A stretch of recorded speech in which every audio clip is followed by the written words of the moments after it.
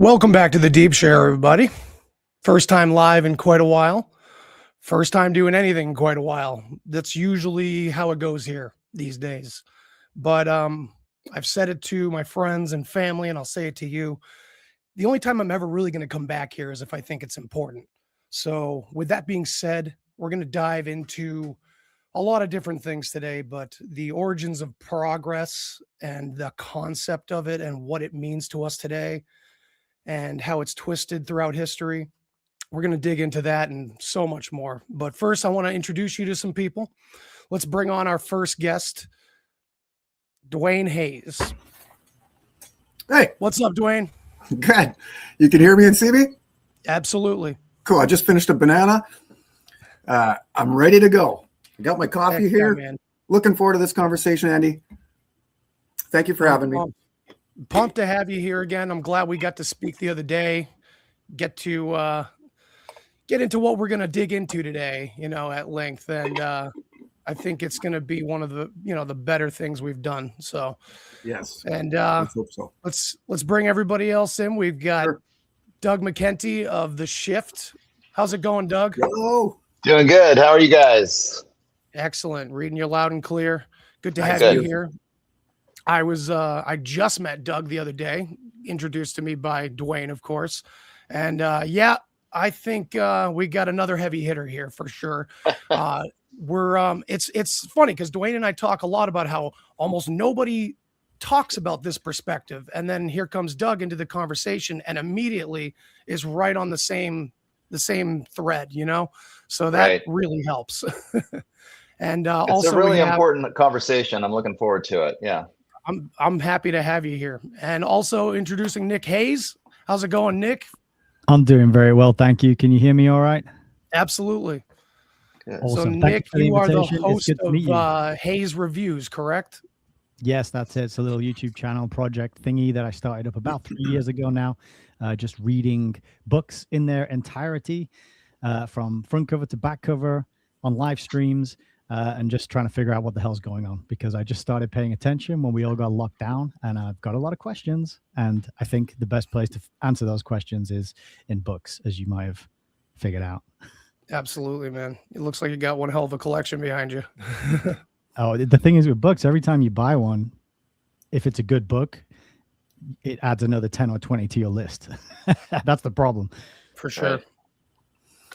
So we wanted to basically give Duane the floor for a while. He's got an entire presentation. You want to share screen as well, right? Yep. Yeah, give us a little background of what we're getting our audience into tonight. Right. So previously, and you guys are all very aware of my research of Louis Brandeis, the Progressive Era, 1890 to 1920. This is really where a lot of my research has been centered on.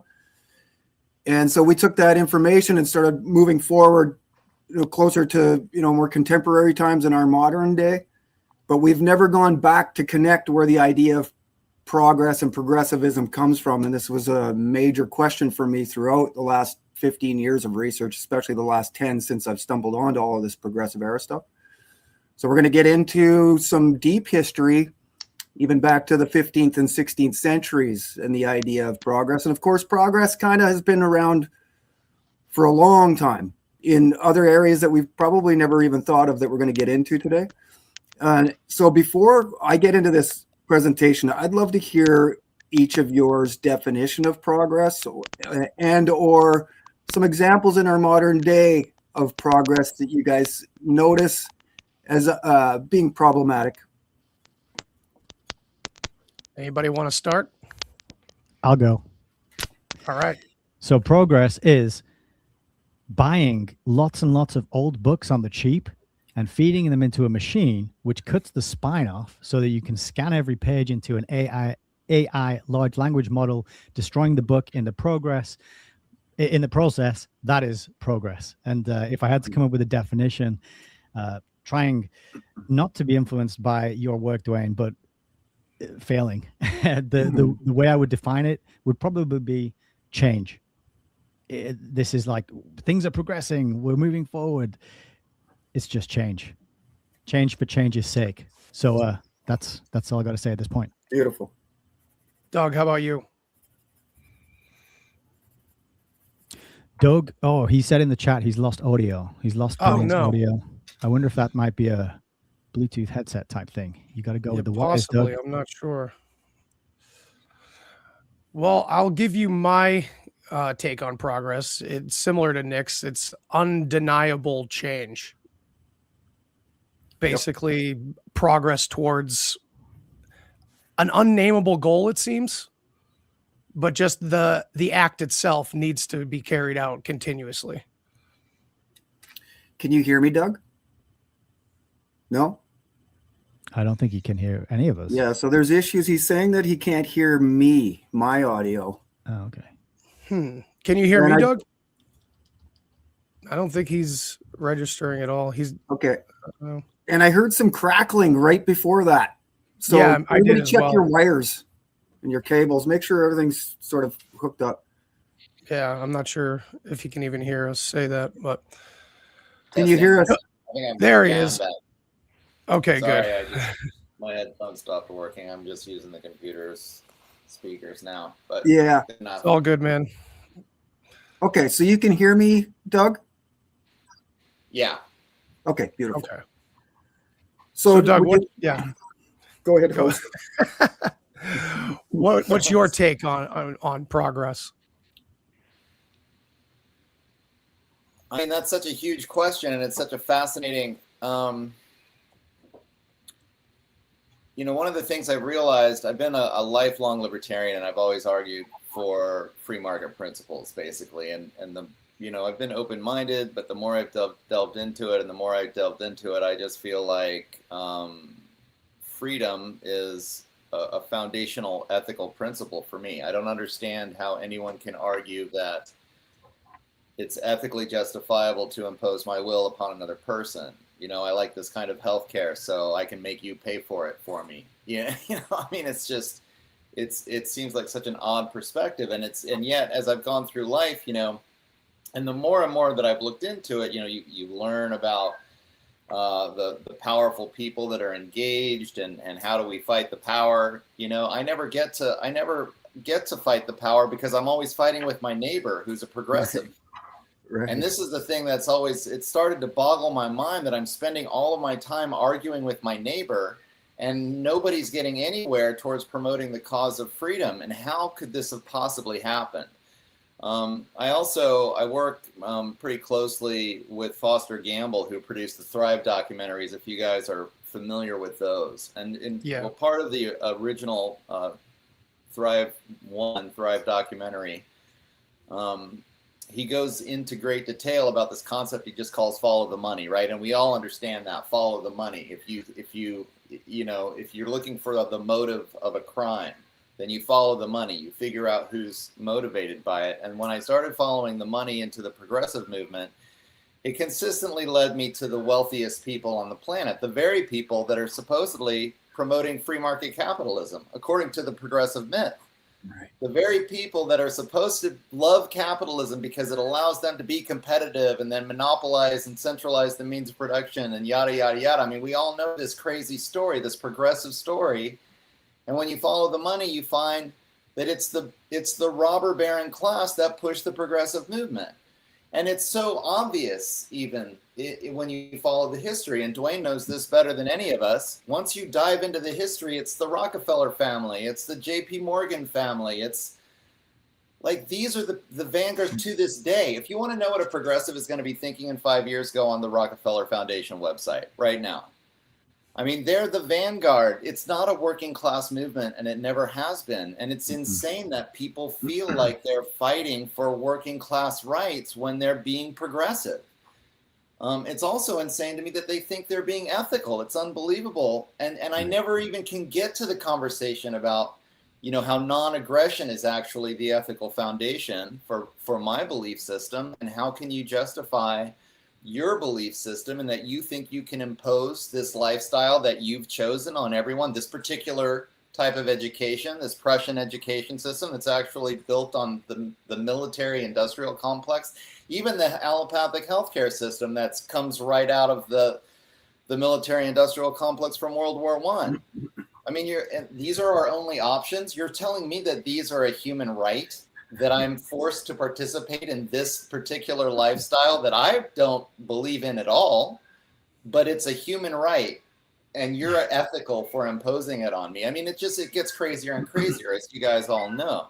Yeah. So, and then when I am trying to explain to my neighbor why I believe in freedom and living in a free society, then I can't, no matter what I do, convince my neighbor that this is, like, to me, again, an obvious truth. And it's the brainwashing that I'm encountering, right? There's no other way to describe it. I've had people, I'll read them facts to their face, and then it's like it doesn't impact their thinking. And you're just like, what's going on here? I mean, it just gets to a point where you're like, wow. I mean, you realize that the wealthiest people among us have organized this entire campaign over hundreds of years, really, to brainwash the population into fighting for their own servitude. And Right. and when you try to liberate the people in your community, they don't even have the capacity anymore to logically think through their perspective. And it's, I mean, so this is the biggest problem that we face on the planet today. Like, how are we going to liberate humanity in the face of the fact that much of humanity is actively fighting for their own enslavement right now while pretending like they're the good guys? I mean, it's an insane. It's inverted. It's all inverted. Yep, that's what I was going to say, is that it's all antinomianism. So as we go through this presentation, just understand what antinomianism is. It's just anti-tradition. So it's anti-constitution. It's anti, the traditional values of the West. And so it's really an overthrow of the ancient regime of the French Revolution. It's all the same even today. So Doug was talking about modern liberalism, and that is what drives it, is progressivism. You see it in all of their logos, from Hillary Clinton to Obama. It's about hope and change, right? And moving forward. So, Andy, you said inversion. I wrote that down because that's exactly what it is. And then ultimately, this is despotism. We see it in the literature. They talk about progressivism being a form of despotism or authoritarian rule or totalitarian rule. So we're told that this progressive movement is a bottoms up movement, but really, as Doug has explained there, it's top down. It's our engineers that have created this. This is really what I've stumbled upon. And I think that the best way to start to curb all of this and to fight back against it is to create, obviously, an alternative perspective. But it's videos, it's get-togethers and talks like this that I'm hoping are going to spark these conversations. And that's really why I invited all of you on, because you all bring a very important perspective and an understanding of progressivism in which we can now sort of elaborate on all of these ideas, hopefully spark some thoughts in your viewers and readers so they can say, aha, okay, now I see. And then they can go forward understanding where they are and how they're being manipulated a lot more successfully. They can navigate through. So that's really at the source and the core of all of this work, is a giant self-help movement towards decentralization. Like Aldous Huxley said, was the only thing that would ever stop it. So this is really where we're planting our flag. We're saying that we are really the truth movement. Those that understand progress and its negative effects on modern society are the truth movement. And anybody that's really hiding this or is unaware of it to this point is either unwittingly or wittingly working against us and still promoting this top-down form of government under moral and intellectual premises that are faulty, ultimately. And even those that drive it say it's faulty. So maybe if anybody has anything else to say, maybe now would be a good time, because I'm going to get into the progressive presentation. Okay, yeah, just two things real quick, Duane, based on what you just said. Number one, this perspective that freedom, this is the classical liberal perspective, and I want people to really understand that. Like they had to twist, and talking about inversion. Inversion, I think, can come up over and over and over again. They twist the language over and over again so that they're trying to paint people who promote freedom as conservatives or somehow, or conservative Christians, and then they twist it in. Suddenly it's white nationalism or Christian nationalism or something. And it's like, no, I'm just talking about freedom. And then the second point that I wanted to make was exactly what you're talking about. Decentralization is how we fight this. It doesn't have to get complicated, right? I mean, there was a long time, and I know all the complicated arguments, just like I'm talking about, arguing with my progressive friends and never being able to get through. And finally, I realized one day that it's like, I just want to decentralize power.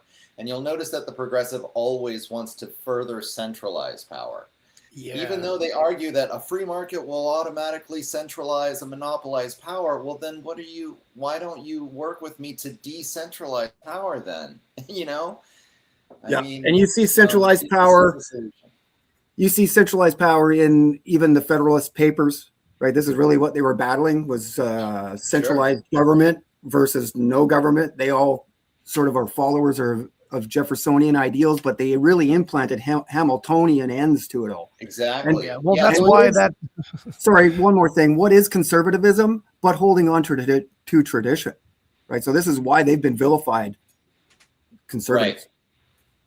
Well, it's interesting because I think that the actual left-right paradigm, not the dialectic that they propose with the progressive movement, but the actual left-right paradigm should be sort of like the Christian conservative traditionalist versus the classical liberal that maybe has more sort of open-minded views, but really prioritizes freedom. Because I do understand the concerns of those who, the Christian conservative is going to impose their religious values through law. The classical liberal will say no. And honestly, though, we find a middle ground with the Protestant Revolution. And right now, it's actually really important that the classical liberals and the classical conservatives work together to fight the progressive scourge. I mean, that's what has to be prioritized at the moment. 100%. Like, we have to put away the old school, and I'm talking about 100 and 200 years ago, these were the arguments between the classical liberals and the classical conservatives. And we have to unite against what is this socialist movement, the socialist movement that's being pushed by the upper classes, basically imposed, but has unfortunately convinced so many in the working class to work against their own interests. I'll just add something quickly as well. Like at the minute, the book that I'm reading through on my channel is Foundations, Their Power and Influence by Renee Wormser, which is an absolute must read from the late 50s. And there's a section in here where he talks about liberalism and how the meaning of it has been changed, inverted, if you will, just totally hijacked. And there's a paragraph here that I think is worth mentioning because it summarizes and touches on what you just said really nicely. He writes, "I must here remind the reader of my definition of the term liberal as I use it throughout this book. I do not mean a liberal in the traditional sense. The liberal to whom I refer is almost the diametric opposite of the classic liberal, who is devoted to personal freedom. The liberal, in inverted commas, to whom I refer is at the very least tinged with Marxism, Fabianism, or some other variety of economic collectivism and political centralization. He is a statist, an advocate of highly centralized government, of state planning, of paternalism. His direction is away from personal and group management of affairs and toward government management." And I thought that touches on really nicely, right? It's an excellent book. I think I'm a little behind maybe all of you. I learned so much from Duane's presentations. It's what draws me to his channel because he's showing me quotes. I've got a stack of books here that I bought just off the back of watching your research, Duane. So that's always good. But I'm trying to catch up and I'm trying to participate. And books like this and little paragraphs like that really help us frame this information. And I think point to it to say, look, this was known in the 50s. It's not something new. It's not something we've all discovered in the last however long we've been looking at it. People have been voicing this and pointing it out, raising concerns about it for quite a while. Right. Yeah, that's what I see most of all, is that this has been in plain sight all along. And once you finally see it, and especially through the way Duane has framed it through his work, you see that they've never really been speaking to the public in their works. Like, for instance, Aldous Huxley. They've been talking to their counterparts. They've been talking to their community when they talk about, the inevitable revolution and how it should be stopped and things like that. Right. These big concepts that go on. There's a way that it can all be completely out in the open. Not only that, when we get into Louis Brandeis, we see how how famous one can become on these principles and how popular in so many people's eyes, generations of people respecting these heroes of democracy and the 20th century, basically. And what we're going to show here tonight through Duane's presentation is that it's quite the opposite. Again, we see inversion, antinomianism, it goes all the way back. So Yep. I would even I'll say bring that up- Gnosticism is a form of antinomianism, technically. Yeah. So, I mean, it goes all the way back. I was just going to bring up one other thing because Nick brought up in the book the idea of how paternalistic the government is and these socialists and progressives actually are, because it's so funny that they couch themselves so often in fighting the patriarchy. And it's like there is no more patriarchal philosophy than socialism, where they literally think that a centralized authority can dictate every aspect of our lives, our healthcare, our education, I mean, like they're worried about the conservative Christians making homosexuality illegal or something, when it's like, look at what you all are doing. You're dictating everything that our children can learn from age 5 to age 18, trying to dictate it all the way through, and really they've taken control, as Duane, of higher education as well. So it's just like, when they talk, it's so nonsensical. It's so inverted. I mean, I'm sure we're going to come back to this over and over again. That's what makes it so frustrating. Well, the progressives have an inability to actually observe their own actions. They're really outwardly looking. There's no inward. And if there was a word I could describe them as a whole, really, it's narcissistic. Right. Whenever you engage with them, they don't want to know information. They'll not say you're right, I'm wrong. They'll never apologize. Right. So really, I think that this is what this top-down progressive movement over 100 years has really established, is these progressive neighbors that just won't listen. And they're so brainwashed that they all, no matter what part of the country you engage with your progressive neighbor, they're going to say the exact same things because they're watching TV. They're taking their cues from these top-down that are social engineers. So without any further ado, first of all, I'm going to offer my definition of progressivism, and then we're going to go to the elite for their definition, Herbert Spencer. Okay, so my definition of progressivism is the generation of new knowledge, moral, linear, humanistic, long-term endeavor based in scientific advancement and industrial achievement towards the universal betterment of the human condition. So the myth of human progress is what we're talking about. This is really what's established in the 1500s. And so following my research on the American progressive era, I began to ask myself a question: where does this idea of progress come from? Because we'd established also already the forward, the 20th century story of progressivism, but we still hadn't found the source of where it all came from. So we've been using proper books. In all of our research, you can see that I've got a bunch of books back there too. Here's the letters of Louis Brandeis. And then Primary sources. Yeah, and we've been basing a lot of it off of Gershom Scholem, not just this book, Kabbalah, but he's got several. And he is the leading voice in Jewish studies. He's really the one that created and founded the actual practice of investigating Jewish history and the Kabbalah. So he's like the primary guy. So we're not making any of this up. We're pulling it out of primary source documents of people that have spent their entire lifetime looking into the ideas that we're going to go into here today. So Sounds good. Yeah. So where does this idea of progress come from? Progress is based on three main pillars. We all know this probably by now: scientific, technological advancement, industrial achievement, and international world order.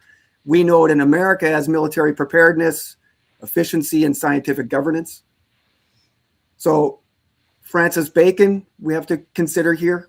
He's the grand architect of the idea of human progress. If you listen to mainstream, his New Atlantis outlined a scientifically organized and efficient society where innovation aided in the comfort and wealth of its citizens. So by linking scientific empirical method with social improvement through human effort and reason. So this is a key thing to remember, is that they are efforting this through action, human action. They're gonna make it happen through the human will. And so he laid the groundwork for all others after, really, in many ways. And we see many repeat this idea of bringing about a utopia through human will across the board, whether we're talking Christianity, religion, progressivism, socialists, communists, Marxists. And this is what we see as they all unite. And if you're familiar with my work, you know that where that started at the turn of the 20th century with the Fabians. And so Darwinism and Herbert Spencer's theory of social Darwinism have a presupposed progressive element of forward movement built right in. This idea that humans are always going to evolve and progress. So all of the Abrahamic religions have a beginning and an end, right? There is an eschatological aspect to the Abrahamic religions. There's a beginning and most definitely an end. So I want to start here if I can share this. We're going to read a little bit of Herbert Spencer because this is really the time in which it started. These are the people that started it, and he wrote a book. Hopefully you can see that. Called Progress, Its Law and Cause. Are you guys seeing that now?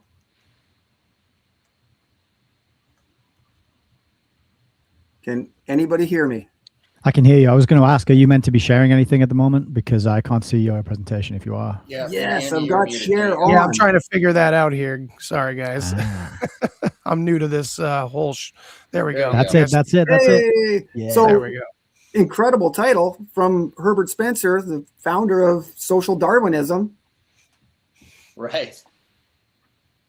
Okay, and so when we get into that book, I'm just going to read a little bit of this because it's pretty important.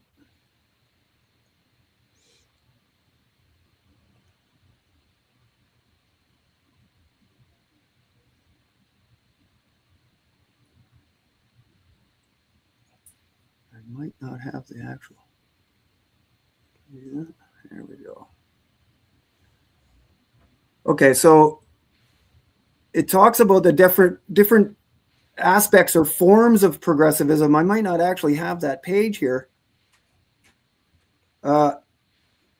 which I know helps you were us throwing understand. this together as quickly as you could beforehand. So there's divisions of progress, and there's philosophical progress, but there's also industrial advancement idea of progress. And so Herbert Spencer bases it all off of the same sort of social Darwin aspects. And in creating a homogeneous or what do they call it? Hive mind. So Right. toward an economic for it. aggregation of the whole human race. Okay.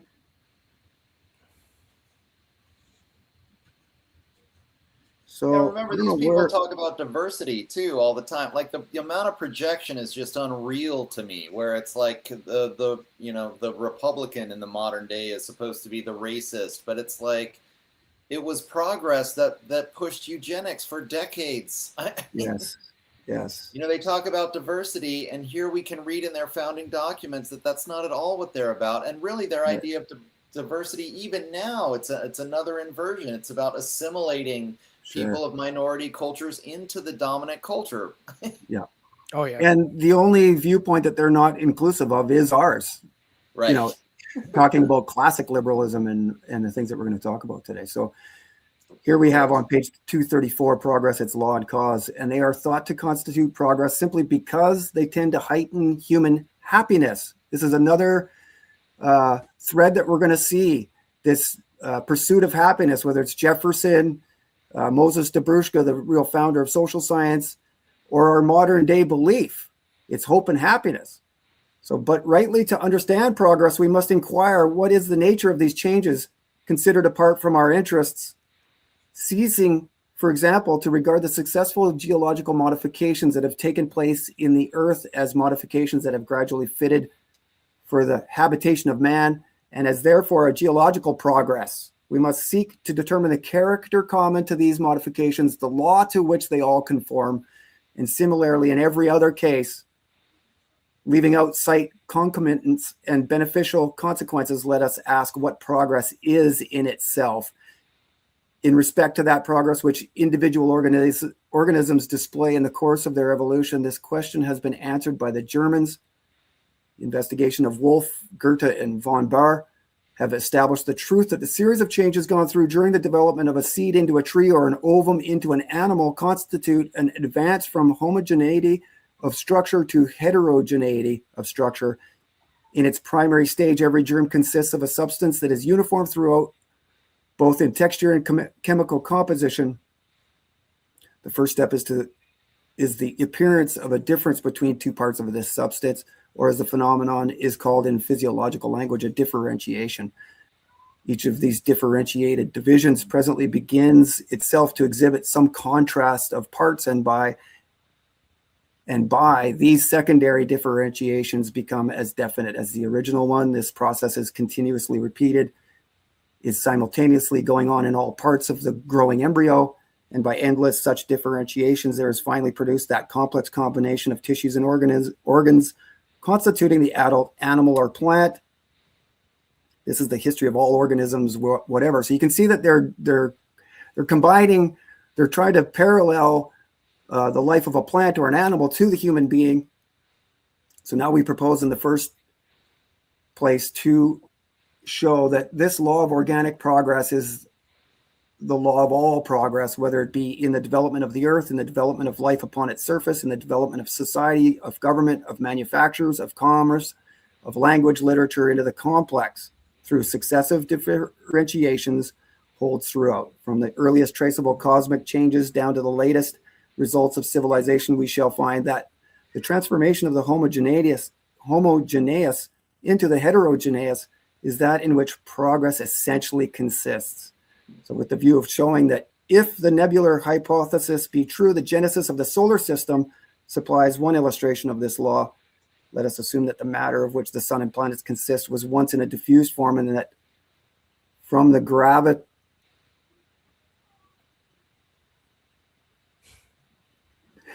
gravitation of its atoms, there results a gradual concentration. By the hypothesis, the solar system in its nascent state existed as an indefinitely extended and nearly homogeneous medium, a medium almost homogeneous in density and temperature and other physical attributes. So they're likening us now through the idea of our universe and how it allegedly evolves and moves forward too. So in a lot of ways, this is the myth of human progress right here, and Spencer is establishing it. So I would recommend that everybody go and read a good portion of that for the social engineer's definition of progress. And I was only able to underline one important place, but we could keep reading there. I would rather not, but just to give you an idea of that's what Herbert Spencer is laying down as the definition of progress. It's an all-encompassing, it involves everything, and it's based on what they learned through plants and animals in the solar system. And so then we move on here to really why I say that progress starts in Prague, Czechoslovakia. Okay, so Rudolf II is who you're looking at here. You guys still with me? Oh, yeah. Okay, it's tough for me to, like, once I have pictures up and the text that I'm reading, I can't see anybody. Okay. So just so everybody knows, We're here. I've just got my work here. We're attentive, Beautiful. taking notes. Okay, so Rudolf II is famous for opening up his court and allowing all kinds of occultists and scientists to start experimenting. So he's a Habsburg Holy Roman Empire. King of Bohemia, shifted culture from accepting ancient or traditional authority to generating new knowledge through experimentation and observation. So this is really the first moments of scientific empirical examination of our surroundings and our setting, the fundamental prerequisite for the idea of progress. So when you define progress as advancement of new knowledge and experimentation and observation through science, this is really where it starts under this man. So he invites Johann Kepler and Tycho Brahe, John Dee, Edward Kelly, and the Majoral of Prague to come and visit, to experiment, to learn. And it's really the first interdisciplinary meeting. So it's really kind of like the first Macy conferences, if you know anything about Macy conferences, this is what they wanted in our modern day. They brought together all of the specialists and started to work their own individual fields of expertise into each other's to develop a holistic program to control in our modern times. And that's really what MK Ultra comes out of. So Rudolph during this time invites Kepler and Brahe. These are two competing theories of our universe, right? Kepler is heliocentric and Brahe is a hybrid geocentric heliocentric model. So the fight is between a heliocentric and a geoheliocentric. There isn't a heliocentric versus geocentric model. Brahe is the closest, and he dies of an illness, and Kepler then takes all of his work, and this is really how we know Kepler today. On his deathbed, Brahe asked Kepler to publish his work and make sure that he didn't live a life in vain, except Kepler took his work and presented it as his own and sort of cherry-picked as to what he wanted to have published.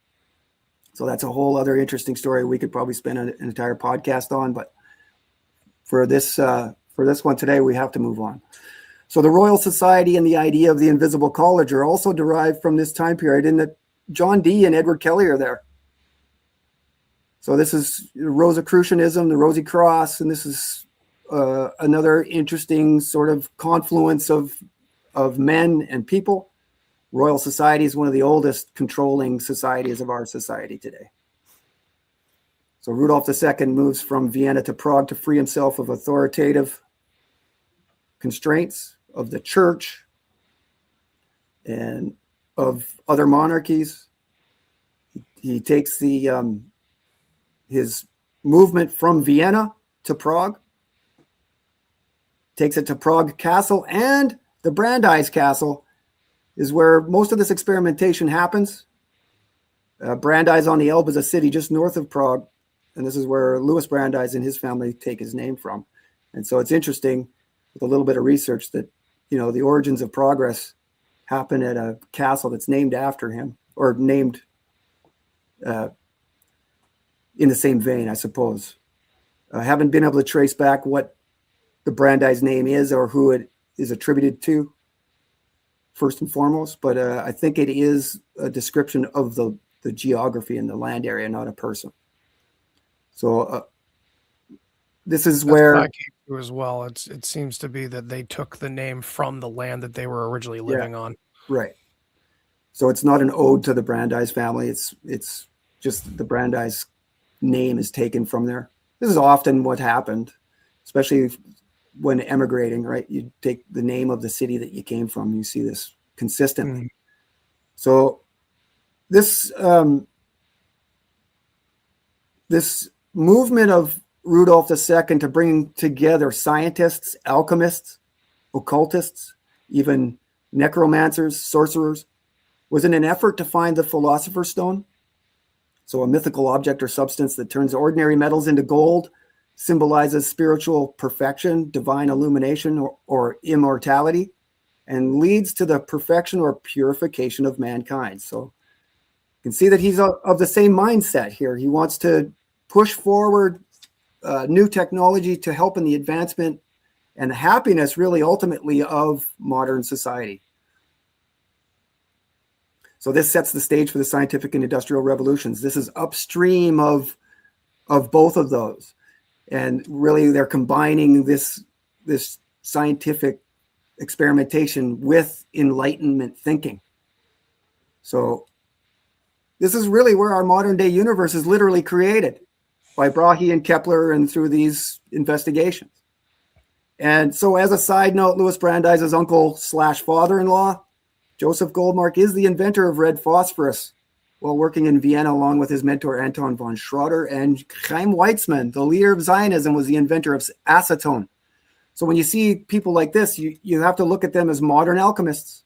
There's no doubt about it. Okay. So we'll flip through a couple of these pictures.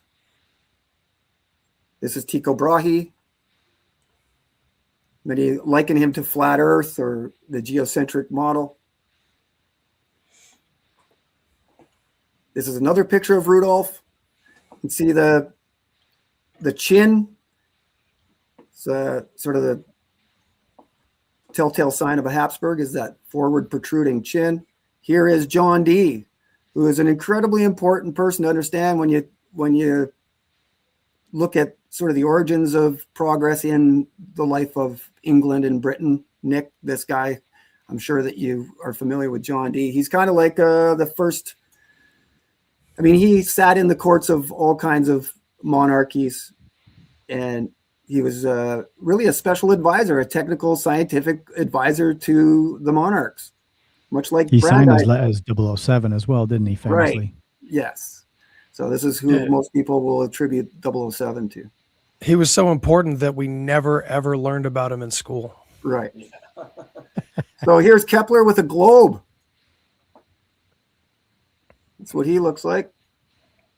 And then this fellow also, the character, this is a real man, but they characterized him in this image. And I'm sure all of us are familiar with this. You talk about inversion and as above, so below. This character actually is there too. Michael Sendovogius is his name. And so this is what you see. These are the people that are hanging around Rudolf II and trying to push forward and find new information for the perfectibility of the human being. Okay, and so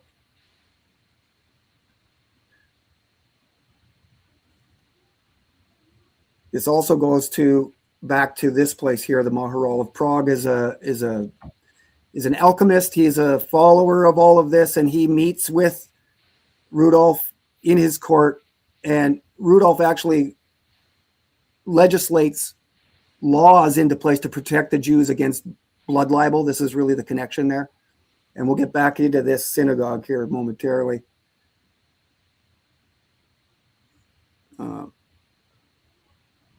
There is some stuff on Moses Dobrushka I'd like to actually cover here first. Now, that's the man that we can't even find a picture of, right? And he has like 6 different names. Moses Dobrushka, yes. So yeah, I'll leave it on that image. This is a very important synagogue. This is one of, if not the oldest continually functioning synagogue in the world. It is one of, but it holds that title. If you were to internet search it, that's what they'll say about this. And it's called the Old New Synagogue. And in the attic is where they kept apparently Golem. They created a man out of clay to protect the Jews against accusations of blood libel. But we are getting ahead of ourselves here. So first of all, Moses Dobrushka, like you say, he's got several names. This is really the founder of social science, and many intellectual sort of scholarly circles are now looking at this and admitting that, you know, social sciences were invented long before Auguste Comte or Henri de Saint-Simon. And Dobrushka, again, here upstream of both of those two. And both those that we look at, Saint-Simon and Comte, as founders of social science, both exhibit stuff in their work in which you know that they took it from Dobrushka. At this point, very few are even actually arguing it. So his sociological theory built out of his universal constitution concerned 5 areas. 1 was science as an answer to social issues. 2 was the need for social change and institutional evolution. 3 was the redefinition of the individual within society. 4 is the determinants of happiness. And 5 is models of government and recruiting of public officials. So we've already kind of extensively talked about a lot of those things. And you can see here in 1700s, just prior to the French Revolution, we see Moses Dobrushka. He is a radical member of the Jacobin Club. So these are the guys that really started the French Revolution, single most influential political group during the revolution. And at this time led by radical Saint-Just and Maximilien Robespierre. The Jacobins called for the execution of King Louis XVI and for the right to vote for all adult men. So this is suffrage, regardless of wealth, social status, or property ownership. They were proto-socialists, the ancestors of socialism. And what are they doing but establishing constitutions? So Dabruska calls for not just the reconstruction, but the deconstruction first. So we must tear it down and build it again. This is a pattern that we see played out after him throughout. So published in the same year as the 1793 National Convention of the French Revolution, his Philosophie Sociale gained Dabruska a high level of notoriety in serious intellectual circles. His theories on a new democratic society were widely read by well-known social contract theorists, economists, and philosophers of the day, including Immanuel Kant, and as I've previously mentioned, Henri de Saint-Simon and Auguste Comte. Philosophie Sociale was a further development in social control, ultimately. Dabruska largely pioneered the idea of using mass sociological data collection and applied legislation to steer society towards an ultimate goal of universal hope and happiness. So that is social science, the mass accumulation of sociological data, the observance of it, the calculating of it, and then deriving solutions and then applying those back into society is exactly what Norbert Wiener created in the feedback loop, founder of cybernetics and one of the key invitees to the Macy conferences. So there's this ominous continuity now you're starting to see between these seemingly completely disparate historical figures. But this idea of social science starts to permeate through all of our controllers. So the Universal Constitution of Dabruska is two parts. The first part meant to represent the body of rules. So there was 70 principles of cause and effect. So really just laying down law from which behavior is observed and data is collected. Well, the second part was applying that data through legislation and regulation in order to modify societal behavior. He says it in his works. Maybe I can find that. You know, it's so fascinating to me that they're talking about data collection. And here we are today dealing with these data centers. I mean, I think from the perspective of the elites, the reason why their socialism continuously fails is because they haven't been able to get enough data, right? They haven't had enough. They haven't had enough data. Exactly. So now they're building these data centers so that they can process all the data in the whole world, you know, so that they can figure out exactly how to control the entirety of humanity. And that is the furthest extent of their imagination into our modern times of these same people and these same ideas. 100%. So out of the Encyclopedia Judaica, Volume 5, we've got a description of Moses Dabruska. So I'll use the actual sources so everybody knows I'm not making any of this up. So Frankist and French revolutionary. Oh, so boy. His mother was a Chandelle, and she was the first cousin of Jacob Frank. You can see there. Her house served as a meeting place for the secret adherents of the sect. Okay, and most interesting here for, you know, the rest of this story, understand that he comes from a small circle of rich tax farmers. So what are those guys? They are, instead of the government or the monarchy having to run around and gather tax, or, you know, if somebody hasn't paid their taxes, they hire these guys, tax farmers, and they go through whatever measures they deem necessary to get the tax money for the monarchies and the kings and queens. And so you can see, obviously, that they would adhere themselves to kings and queens if they're going out and doing the necessary work to get their money for them, right? So they're also controlled the tobacco administration during the regime of Maria Theresa. And that's not just one small area. They controlled the entire aspect of tobacco. So we see these parallels in how when the Brandeis landed in America too. To bring it to the present day as well, on my sorry to cut you off, but just to add something, on my live stream this morning, I was putting together an introduction. I was looking at the behavioral insights team here in the UK in England, and this is the world's, they say on their website, the world's premier nudge unit, right? They've expanded and grown. Now there's 200 of these all over the world.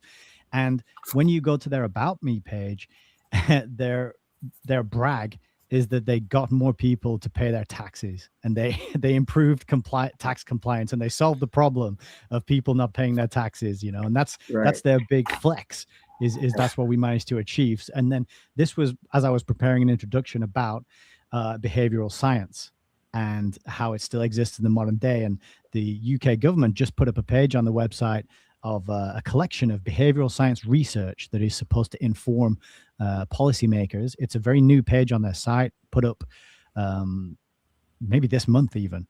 And the only thing they've got on there is this long 47-page report about advising people how to deal with extreme heat and wildfires. And there were 7 authors on this report, right? 7. One of them was the head of the behavioral insights team. And what did they do? They used a large language model to crunch a lot of public-facing communications and point out where there was confusing, mismatched information. I'm like, if most people can't figure out what to do in the event of heat and fire, then we're screwed. It's just game over if people need to be spoon-fed that advice and information, which the UK government apparently thinks we do. Yeah, and you can see that they're using observation, collecting of sociological data to further push society. And really, if you look at one of the modern founders of liberalism, John Stuart Mill, this is what he calls for on liberty, is one party of order, one party of progress, and to pit them against each other under hostile banners. That is literally what he says. So we can see through that literature that what liberalism is, and it really is sort of an experiment or a social engineering tool. Changes your perspective on liberalism.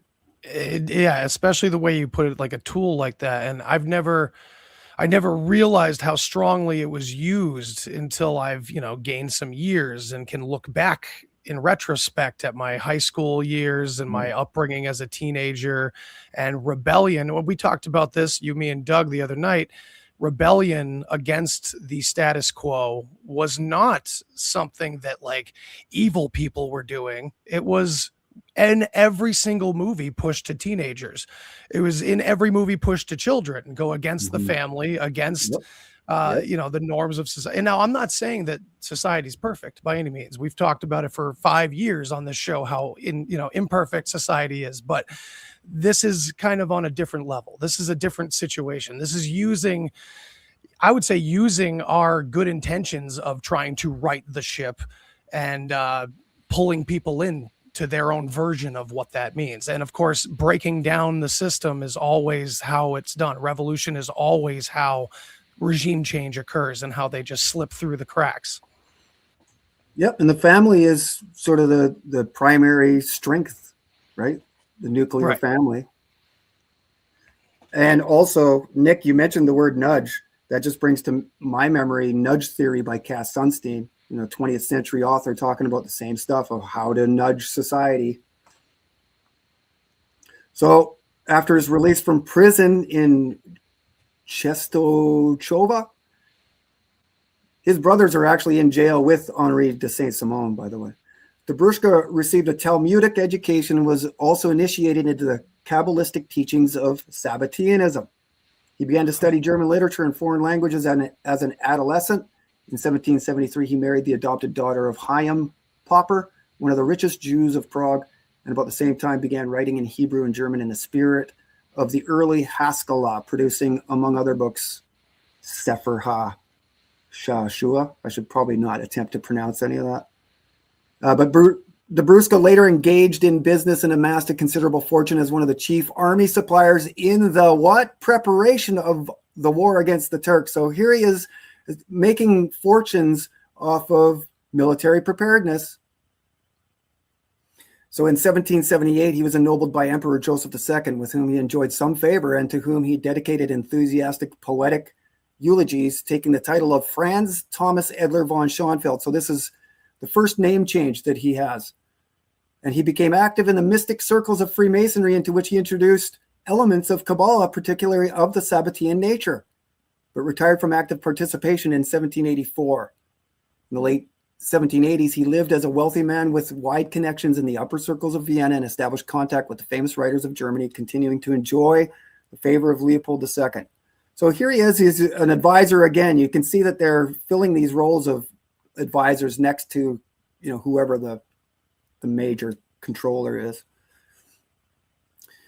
And Dobrushka was named, and people wanted him to be, when Jacob Frank died in 1791, to be the next Messiah, to which apparently he turned it down.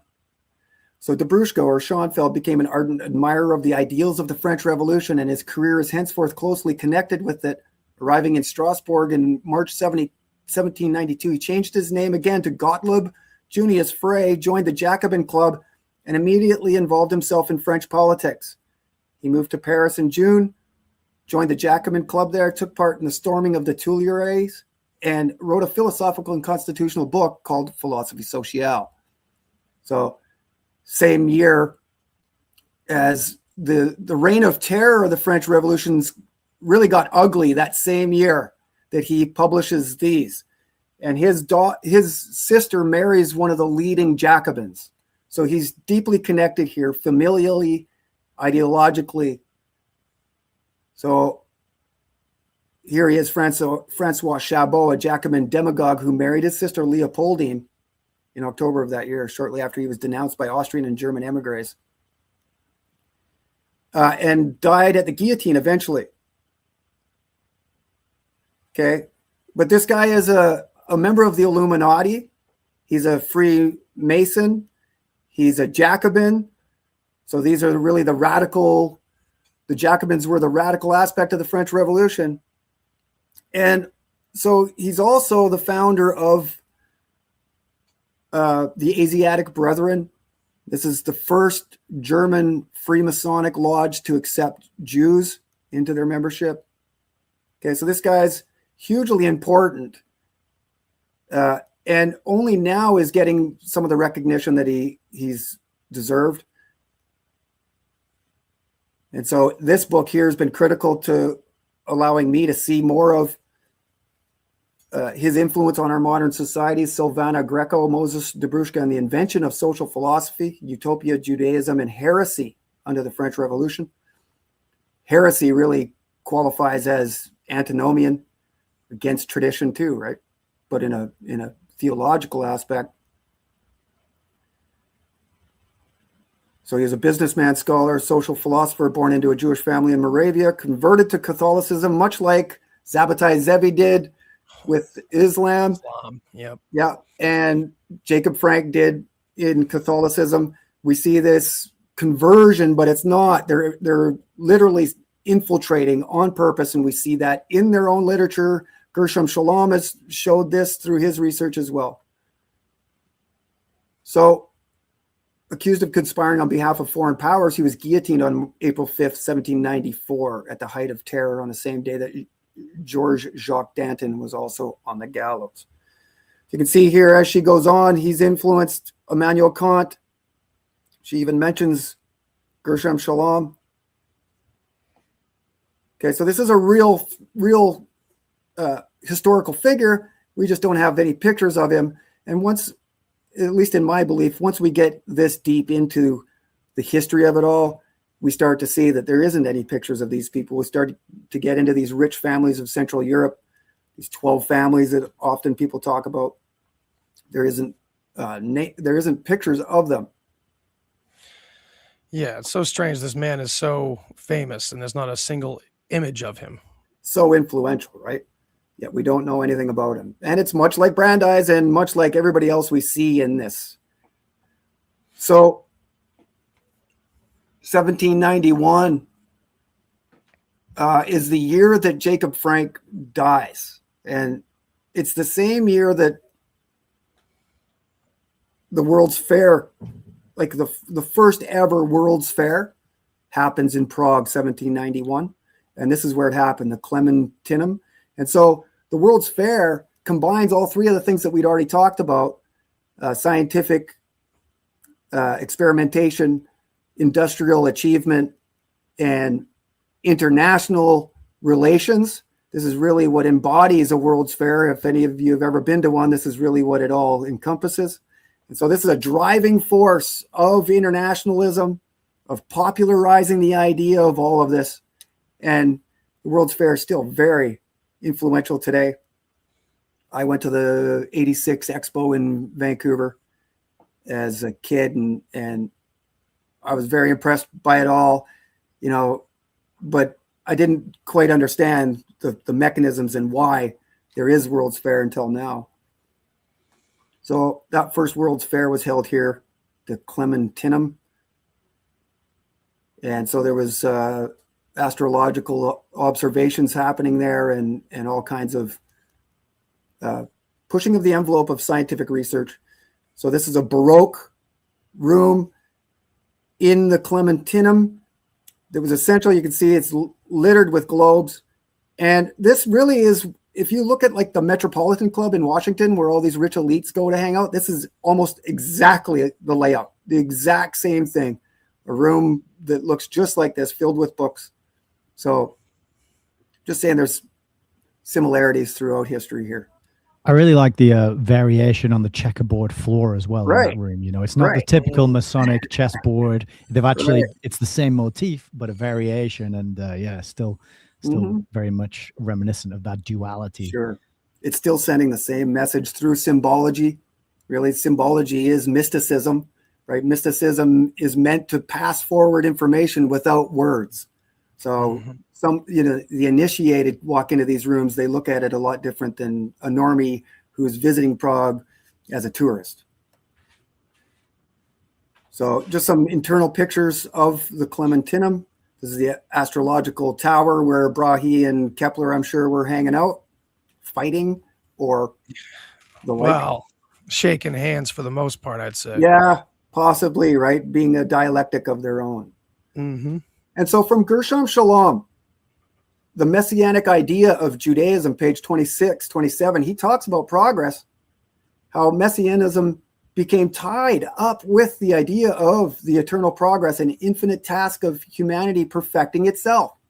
In this process, the concept of progress itself, a non-restorative element, became central for rational utopianism. The restorative facts lost their effect to the degree that the national and historical elements of the Messianic idea were superseded by a purely universalistic interpretation. So whenever we see that word universal, really in the context of this conversation today and this history, just think Moses Dobrushka and his universal constitution, because ultimately that was what was created at the 1919 Paris Peace Conference, the League of Nations, and the eventual United Nations is this modern version of Dobrushka's universal constitution. So the anarchic element in utopianism no longer frightened the freest among them as something destructive, but rather counted as a positive element in the progress of mankind, which was developing from old forms to ever higher and less restricted forms of human freedom. So you can see that he's talking inversion here too, of how it's been inverted. So I've been collecting examples of the word progress and examples of how progress has sort of shown itself in our modern day. And so one of the key guys here, one of the key artifacts of this whole investigation is the Sabbatean will of Gottlieb Weil. This is Louis Brandeis's direct uncle. And in the late 1800s, possibly the early 1900s, he submits this Sabbatean will from New York, and Gershom Shalem goes in and I believe translates it and does some deep research on it. And so we're just showing some of the provenance here, where they say this is the last will of Gottlieb Weil, a member of the Sabbatean sect in Prague, who later, 1849, settled in America as a member of a group of Sabbatean families about whose emigration we have the monograph of Miss Josephine Goldmark. Josephine Goldmark, working directly with Louis Brandeis. She's the sister of Alice Goldmark, Louis Brandeis's wife, cousin. And so in Pilgrims of 48, she talks about a family migration to America, and they openly talk about how they had Frankist background. So Gottlieb settled and died in New York, 1881, and it is there that the will was written. So there you go, late 1800s. According to Let me tell you real quick that ChatGPT and other LLMs will desperately try over and over again to convince you that there's no need to look at the connection that Louis Brandeis's family was filled with Sabbatean Frankists. It's just a coincidence. Don't look any further at it. It's they weren't even practicing, really. It's not a big deal.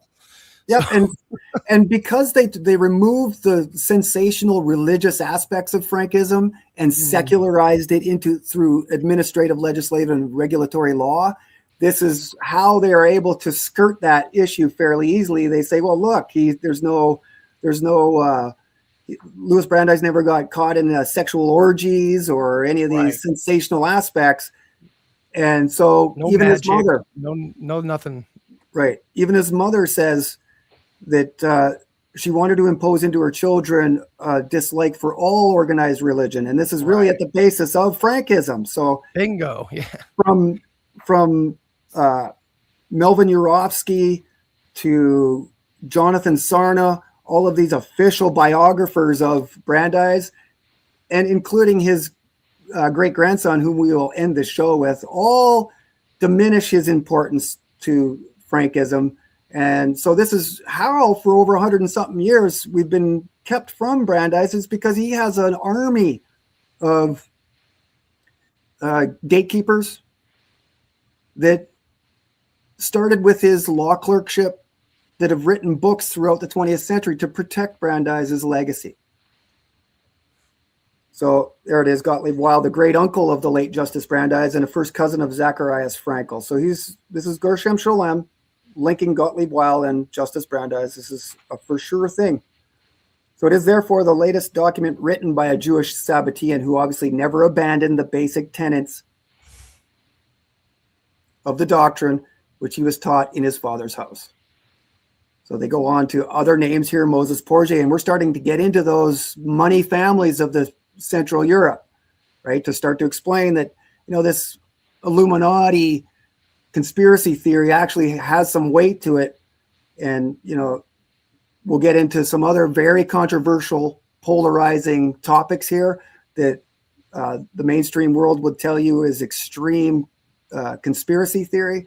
But we're actually showing through this understanding of Brandeis's life that this is actually the literal connections that we've been looking for, to take it out of theory and put it into actual documented history. So the Weils were one of the aristocratic old Jewish families of Prague, as were the Brandeises, and took a leading part in the Sabbatean and later Frankist groups, which at the time attracted considerable attention and whose importance has not yet been sufficiently evaluated. The father of the testator, that being Gottlieb, Aaron Bierweil, and particularly the testator's two uncles, Jonas Weil of Prague and Emanuel Weil, were outstanding personalities among the Bohemian and Moravian Sabbateans, the two last mentioned generally being considered spiritual leaders. And further research shows that they were actually funding Eva Frank. Well, they were funding Jacob until his death, but especially after his death and Eva Frank took over the leadership of Frankism as a Shekinah, female energy, they were deeply funding and directing. So it also shows in the 48ers, this book by Josephine Goldmark, in which they talk about this little picture of Frank, Eva Frank. And all of the committed families to this Frankism and remaining quiet about it were given as a commemorative sort of keepsake, a small miniature picture of Eva Frank. And it is rumored that both Brandeis and Frankfurter had pictures of Eva Frank on their Supreme Court desks. No way to really confirm that, but there are several legitimate researchers on Jewish study in the Kabbalah and Brandeis that have all said that. I've yet to find real great provenance on it other than secondary source material. So, is there anything anybody wants to say? Well done so far. I mean, it's very clear. Yeah. So I'm just going to try to stay on task here. You'll have to share again if you want. Yeah. Yeah. There is something here that we skipped over. Yes. So, okay. So the Maharal of Prague, this old new synagogue, seems like a strange place to be researching the origins of progress. That is exactly what we're seeing. Need a second Is that here. the same synagogue that an infamous person is seen in a photograph of? Yes, we're going to get to that. Okay. All right. That'll be near the end. No But problem. Yep, exactly right. So here's the synagogue, the old new synagogue. Go back to this picture because there's some following it that I wanted to cover. About this Maharal of Prague, for those that don't know who he is, he's Rabbi Judah Loew. And this is his tombstone in the Jewish cemetery of Prague. And this is a very, very, very famous place, especially for Jews. This Jewish cemetery in Prague is significant in its spiritual importance, and people flock here, much like we would to Jimi Hendrix's grave. To Maharal of Prague, you can see people are putting stones and things on it. And so in this cemetery, there's Brandeis after Brandeis after Brandeis buried on top of each other because it's so small. This is how they had to do it. They just kept burying generations on top of each other underneath tombstones, and they would try to fit them in where they could. So here's an image of the Maharal. You can see conjuring, it looks like, up the idea of Golem, and that says the truth on there, on his forehead. That looks quite a bit like King formerly known as Prince Charles. Just Yeah. saying. Sure. Oh my God. Looks kind of like an angry Brandeis too. Yeah. So it that does. is. So this is really the milieu, if I can use that word, that all of this comes out of, this spiritual melting pot of science and occultism and sorcery, necromancy, speaking to the dead. They invoked every way that they could. So it's very reminiscent of later day Macy conferences. And so when we say that the Brandeises are involved there, they are deeply involved. And we can make a connection from Louis Brandeis in 1856, born in 1856, Louisville, Kentucky, to the Rabbi Judah Loew ben Bezalel, because it's a Rabbi Moses Simon Brandeis that marries one of his 8 daughters. So this is pretty profound in that we're actually making real connections between the first Jewish U.S. Supreme Court justice, who then starts through social reform, imposing progressive measures into society, really starting to look a lot like somebody imposing tikkun olam, or this repairing of the world. And this is at the base of Jewish mysticism. So we can see where he gets it from. There's a direct line all the way to his grandfather, to his father Adolf, and then to him, from Rabbi Judah Loew, whose daughter married a Brandeis. So significant. And here's today in Prague, City Hall, just outside the new City Hall, is a statue of the Maharal of Prague. So he's a well-known, famous figure in Prague. I'm not sure how many natives of the Czech Republic and people that live in Prague really truly understand what that is, but he's there, and it's been there for a long time. So that starts in Prague. He's visiting with Rudolph II. Rudolph II is changing legislation to protect the Maharal and the Jews of Prague. We've gone through the will. And so we forward ourselves to the Progressive era, because we're bringing up progress. And so what is probably the most influential history of progress but the Progressive era in America? And so how does that all start? But The Promise of American Life by Herbert Crowley in 1909. This then inspires Theodore Roosevelt's Progressive Bull Moose Party. You can see, even this came as a surprise to me. Maybe it came as a surprise to you that Theodore Roosevelt was considered a progressive, but he ran on a progressive platform. It's him that sort of divided the two votes between Taft and Wilson, and allowed Wilson to win that 1912 election. And ultimately, the New Freedom Campaign is a near mirror image of the platform that Roosevelt had put forward. Okay, and then you guys are also familiar with this, although it definitely needs to be mentioned to any new viewers or listeners, that really the progressive era we mentioned earlier started through military preparedness, efficiency, and scientific governance. Well, efficiency comes from this book right here, Principles of Scientific Management, written by Frederick Winslow Taylor in 1911. We can see subtly put here on the cover is a fasces. Yep. So this is now what we start to see develop, is that this progress is pushing us towards a fascist regime. Okay, Again, right in our faces. Yep. And maybe I'll drag down my copy from the bookshelf. This is another thing that's been driving me crazy lately about this concept of National Socialism, because the left-right paradigm breaks down in everybody's face with this concept that libertarianism is far right, but National Socialism is also far right. And everybody sort of holds on to this as somehow this somehow makes sense to people. When nothing could be different from each other than libertarianism and National Socialism. And you realize that National Socialism is actually a form of socialism. You realize how socialism works. It's centralization of power by government, and it's either communism, where the government owns the means of production, or it's National Socialism, where the government buys, the corporations own the means of production, and the government buys goods and services from the corporation. But it's all socialism. You can't convince people that this is true. And then, as we discussed earlier, you go back into history, and you see that the National Socialists in Germany in 1935 and the American Progressives in 1935 were basically talking the same. The eugenics movement was progressive, the racism, the social Darwinism, which now they all call far right. Are you saying that the progressive movement in 1935 was super far right? Is that what you're arguing?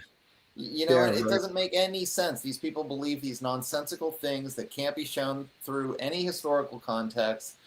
But it's the story, it's the mythos, it's the fabrication. They believe in their minds that they'll say that National Fascism is late stage capitalism, because once there was a free market at some point, again, when, I'd like to know, because as you mentioned, Hamiltonianism defeated Jeffersonianism, which was the attempt at establishing a free market in 1790. I mean, my God. So when was this mythical free market that evolved, capitalism evolves into National Socialism? What are you talking about? But they believe it to their core and they won't let it go. So And the truth is that it was Marxists, socialists, and American progressives that combined underneath the title of the League for Industrial Democracy, a Fabian coined term, into this fascist regime. So they're all in it together. Yeah, I mean, people will point to the fact that communists, at least in Nazi Germany, when the National Socialists were on the rise, they hated the communists. And it's true that there were conflicts between the communists and the National Socialists over what kind of socialism, right? But that doesn't mean they're not both socialists, That's right. One's more radical. So this is a great example that you bring up, because Fabians are administrative. They're not out in the streets and setting cars on fire. They've left up to the Marxist sort of aspect of their following of socialism. I was going to say real quick. Go ahead, Doug. Go ahead. The string that ties it all together and throughout all the history of what you're describing, Duane, is technocracy, right? They're all actually technocrats is what it is. And this is different forms of this idea that science is somehow this utopian scientism is what I'd call it. It's not, science is a process, but we see scientism as part of the dogma of the cult of progress, where science is going to somehow figure out what makes all of us happy. And if only we'll let the technocrats impose upon us the perfect utopia that's their science has proven will make us all happy, then we'd all be living in some kind of utopia right now. And this is, this is the myth that they tell themselves. And so they think they're the good guys fighting to implement heaven on earth. And those of us who are arguing for freedom are somehow, because we live in the real world where we know that bad stuff happens and we have to, life is a struggle. But freedom allows us to navigate these struggles in the most optimal fashion, according to our own sovereign will. But these utopianists, you know, they believe that we're preventing their heaven on earth, because if only we let the technocrats impose their will upon us, then the scientists, you know, the science would show us the way to the heaven on earth. I mean, it's a mythos, it's a mythology. And you know, it's pushed constantly. It's pushed constantly in entertainment, again, towards everybody, that it's the way, the only way, the right way. Right. And we know we're going to get to Disney a little bit, I think, at the end. And this is a perfect little ear note for that part of the conversation later, because the world of tomorrow, right? That's the whole concept behind what Disney pushes. And Right. yeah, I'm going there this year. We'll see what it looks like up close and personal. Right. You know, but I was thinking earlier, we don't have any award-winning theater performances called Jefferson. We have one called Hamilton that I was doing an experiment years ago where I had never seen it. I didn't bother, witnessing it or anything, but I went up to everybody I knew and asked them what they thought of it. And I got the same response. If they had seen it, I got the same response. It was this, it was breathtaking. It was perfect. It was amazing. You got to see it. It was a play about Hamilton. It was very surprising, but of course, in the way he is framed and the way his whole philosophy is framed in history, in the way we learn about him in public schools too, it's all conducive to exactly what Duane's saying. So that's a classic example of just what we've been talking about with where Hamilton is actually an imperialist, right? I mean, he advocated for central banking, and he was working with the British East India Company. He did not want to separate the U.S. economy from the British colonial economy. And Jefferson is the classical liberal. So that play Hamilton, when it came out, it twisted. So they've had to plant these seeds that classical liberalism is actually racism or fascism. So now everybody thinks that Jefferson he was a slave owner. Hence, all people aren't created equal. Then is that what we're supposed But that's the way they push it. Well, he owned a slave, so he was a terrible person, and Hamilton was this great guy. And now all these modern liberals, these progressives, think that Hamilton, who pushed central banking, who pushed the most conservative, the most imperialistic, like in terms of the post-American Revolution scene, they think of him as this great liberator because Jefferson was played by a black guy in a play. I mean, just like... On the subject of Jefferson, a friend of mine received a book in the mail today. It's called Jefferson. It's by Albert J. Nock, the father of American democracy. And he opened it up, and on the inside it says, "This edition is dedicated with esteem and affection to Mr. Justice Louis D. Brandeis, friend of all just men and a lover of the right." There you go. R, right. And so they were all Jeffersonian, right? And so what is the famous quote of Jefferson? But life, liberty, and the pursuit of happiness. Yes. Right. And so when we talk about classic liberalism, John Locke has to be mentioned. And what was he? Life, liberty, and property. And what is the most powerful but property, whether it's land or intellectual property or whatever? This is really what allows us to express our free will and our own agency. Right. And so you see Thomas Jefferson even watering down the message. And what is it? But he's applying Moses Dabrushka's thought of the pursuit of happiness. And Jefferson was very interested in what was going on in the French Revolution at the time. Right. Oh, yeah, that's true. Yeah. Yeah, that is actually fascinating. The concept of property rights actually are also what give us our what I call liability constraints, right? So prior to progressivism, we had a right to protect our property. So if somebody poisoned us, we could sue them. If a corporation poisoned us, we could sue them. That's liability law based on property rights. The progressive movement changed that by diminishing property rights. And again, the progressive mythos says, well, private property is what allows billionaires to amass everything. And so we hate private property. And you're like, well, no, private property rights are what allows you to own yourself rather than be a slave. Yes. But hey, but in the end, what the progressive movement did then was transform the idea of liability constraints based on private property into this regulatory system that they all promote today, which actually allows the corporations to poison us at least a little bit until the regulation. And then, of course, they corporately capture the regulatory agencies, and now they can just poison us as much as they want, you know? Yeah, and what did they do during the lockdowns? Fight it. Right. Because So we have no property rights.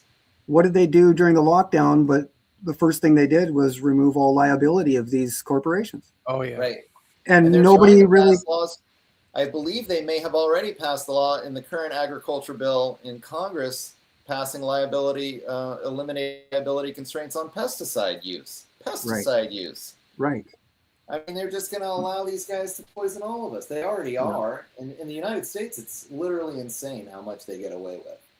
And of course, you can't even grab for like organic products or the products that are like, try these instead. They're all filled with poison too. Even using that term organic can get you into trouble. See, they framed that whole conversation. This is why me on my farm, people come to me and they ask me if I grow organically. I never use that word. I just say, yeah, we don't use pesticides. We grow from the ground. Yep. And so, Doug, that's really what you were talking about there, like personal property. Where are we now? But you will own nothing and be happy. The WEF message, right? And that's the elimination of private property, and you're going to be a happy person, apparently. You also mentioned the technocracy. This is really where that book that I showed you, this is where the technocracy starts. Yeah.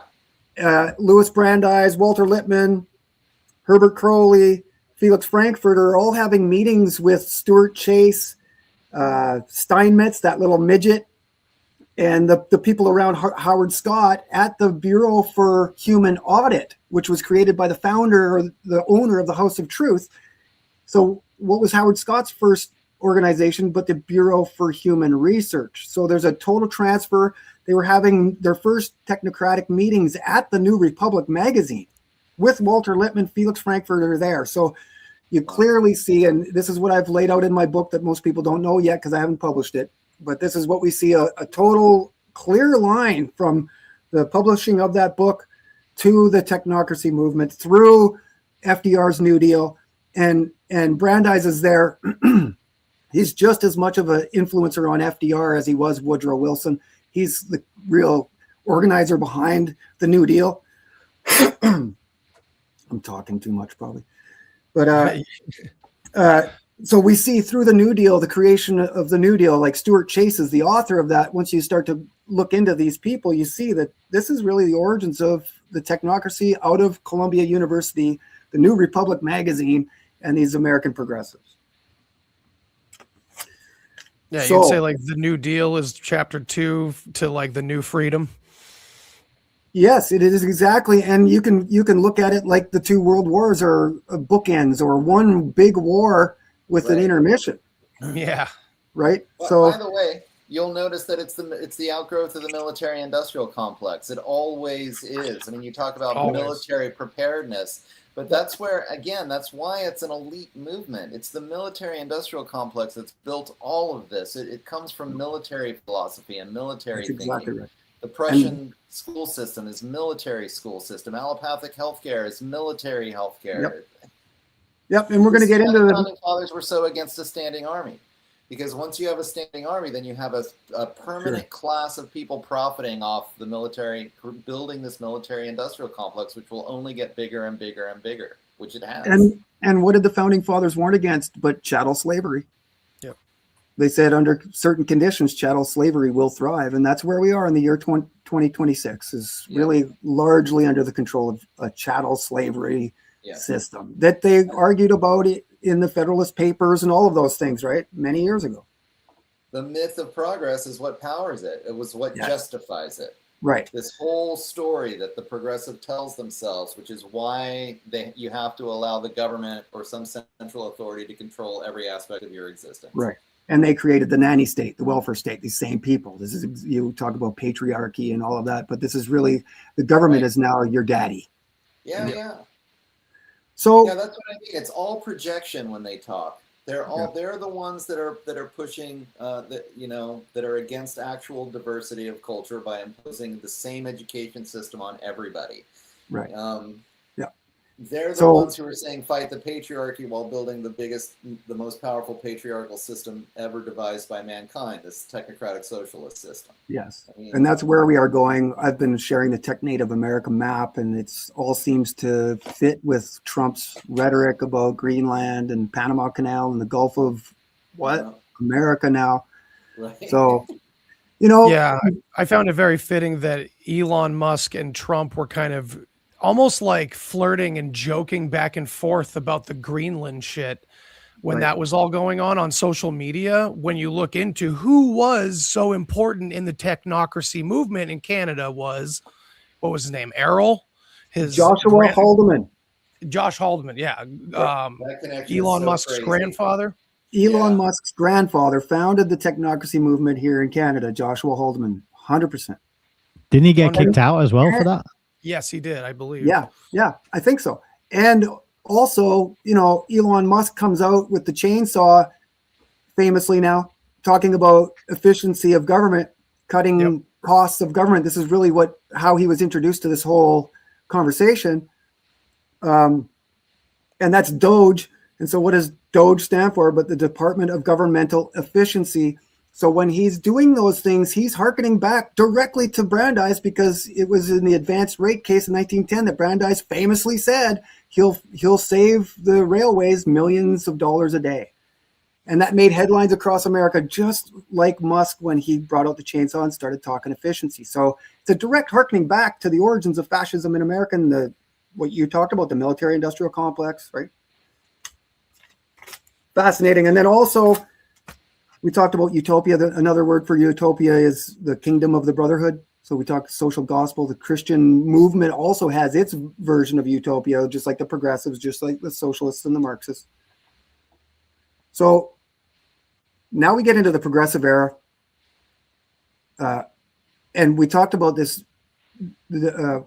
administrative, soft socialism on one hand of the Fabians, and then sort of a fighting in the streets, creating tumult through a Marxist on the other side of it. We see that in the very creation of the Fabian Society. So when I say the progressive era, 1890 to 1920, it's because I have to include the Fabians' creation. And there was a schism between the Fellowship of the New Life, the first organization, and then the eventual founders of the Fabian Society, Sidney and Beatrice Webb, George Bernard Shaw. So the American Fabian Society then in 1895 is created, the American Fabian Magazine in 1895. And where were they created but Boston? Yeah, The 1898 visit to America of Fabian founders Sidney and Beatrice Webb promoted industrial democracy. They published the book in 1897, and then they were on a world tour of the Dominion. I think it was called the Dominion and not the Commonwealth, but they went as far away as New Zealand to promote their book, Industrial Democracy. And they met with all of the highfalutin controllers. So we're talking pre-20th century. They interviewed, and this is what it says in Beatrice Webb's diary, they interviewed Theodore Roosevelt, who was just about to become governor of New York. They interviewed Woodrow Wilson, who was still just the president at Princeton. This is 1898. Daniel Coit Gilman, who was the president of Johns Hopkins University, and where we start to see the academic infusion of Prussian education. You were talking about that earlier, Doug. Right. He's also the treasurer of Skull and Bones. And they meet with Charles W. Eliot, who's one of the key guys in bringing religions together through the divinity schools and creating the PhD system. So the PhD system itself from Prussia, these are the men that did it. And these are the people that Beatrice and Sidney Webb are meeting. Sidney lectures at Harvard, lectures at MIT. They spend a week in Boston observing the municipal mechanisms, the American way, so that they can start to manipulate and understand. And there's no mention of Brandeis, but 100% he had to have met them. There's no way that they wouldn't. And it almost speaks to Brandeis's importance to not have been mentioned in that book. Yeah. So that makes sense. So I say 1890 because of this Fabian influence starts before the Progressive era. Mm-hmm. So I also include the Fabian Societies merging into the British Labour Party in 1900. So they become a legit political force, and still today. So Theodore Roosevelt assumed presidency in 1901 following the assassination of McKinley. And then Emmeline Pankhurst's suffragette movement in 1903. Now, Emmeline Pankhurst is one of these Fabian members from the schism that left. But what is she? But she's out in the streets really creating tumult. So I think that, the ethical socialists of this split, the less radical that the mainstream call, they're actually the more radical. They're the ones pushing Marxist agenda to create this dialectic problem reaction to the solution of administrative law that these Fabians are putting in. Okay. Well, and then ultimately that speaks to the fact that so much of this is driven by the elites, and then the elites are constantly using controlled opposition. These are controlled opposition systems that have been developed literally over centuries, so that the elite class can manage. It's how they manage what I call the colonized class or the colonized masses. Right. It's not a working class like in a socialist sense, but yes, we do live where there's an imperial class and then there's the rest of us. I think actually that's part of the pernicious nature of the myth of progressivism, is that it takes the responsibility for the oppression that we all live under. We do live under oppression, but they've managed to place the blame on capitalism, which is just a natural historical part of this larger dialectic. Instead of, no, we're oppressed by imperialists who are these criminals, right? And this is what I would call populist history. Populist history examines history from the perspective of an ethic and then a criminal class, where these criminals take our personal sovereignty. And that's the problem that we're actually facing, which is why, and the reason why I bring this up now is because, as you were talking about those early days, 1900, the populist movement in the United States was very, very powerful. And it was starting to take over. And I think that the big impetus for the push for progressivism in the United States by the Rockefeller Foundation and the Ford Foundation and all of that was really in response to this populist movement, to make sure that the people didn't regain control of the power structure, because they were getting actually quite close. In the late 19th century, there was William Jennings Bryant, the classic Cross of Gold speech that he made. The populist movement was starting to take control over the Democratic Party and became very close. This guy, William Jennings Bryant, almost ran for president. And they had to finagle behind the scenes to make sure that he didn't, to try to keep the populist movement at bay. And I think there's direct parallels between that time period and this time period, because with the internet, all of this populist history became available again. Of course, the first thing the progressive movement did in 1910, 1920 was take over the education system, eliminate all the populist history, and replace it with this progressive mythos. Yeah. That's also the time that J.P. Morgan took over the newspapers in that sort of same area. Controlling all the information outlets. And they really had control over it up until the internet suddenly liberated us again. I mean, there were a few old school populist books now called conspiracy theory, published in the 40s. I mean, the tradition continued, but it was all, tainted as conspiracy theory, and none of it was taught in any of the academic circles, of course. So, most people just wrote it off as amateurish, even though it was the actual real history. I mean, people still do that. They say, oh, you don't have a PhD, you're not an expert, which is the technocratic line, which is the progressive mythology again showing up and saying you're not an expert, therefore who cares about your primary sources? I'm not even going to look at your argument or care about the quality of your logic. I'm just going to blow you off completely because I only listen to the Washington Post and the New York Times. And what is that but an appeal to authority? Oh, yeah. They've created their own superheroes. Yeah.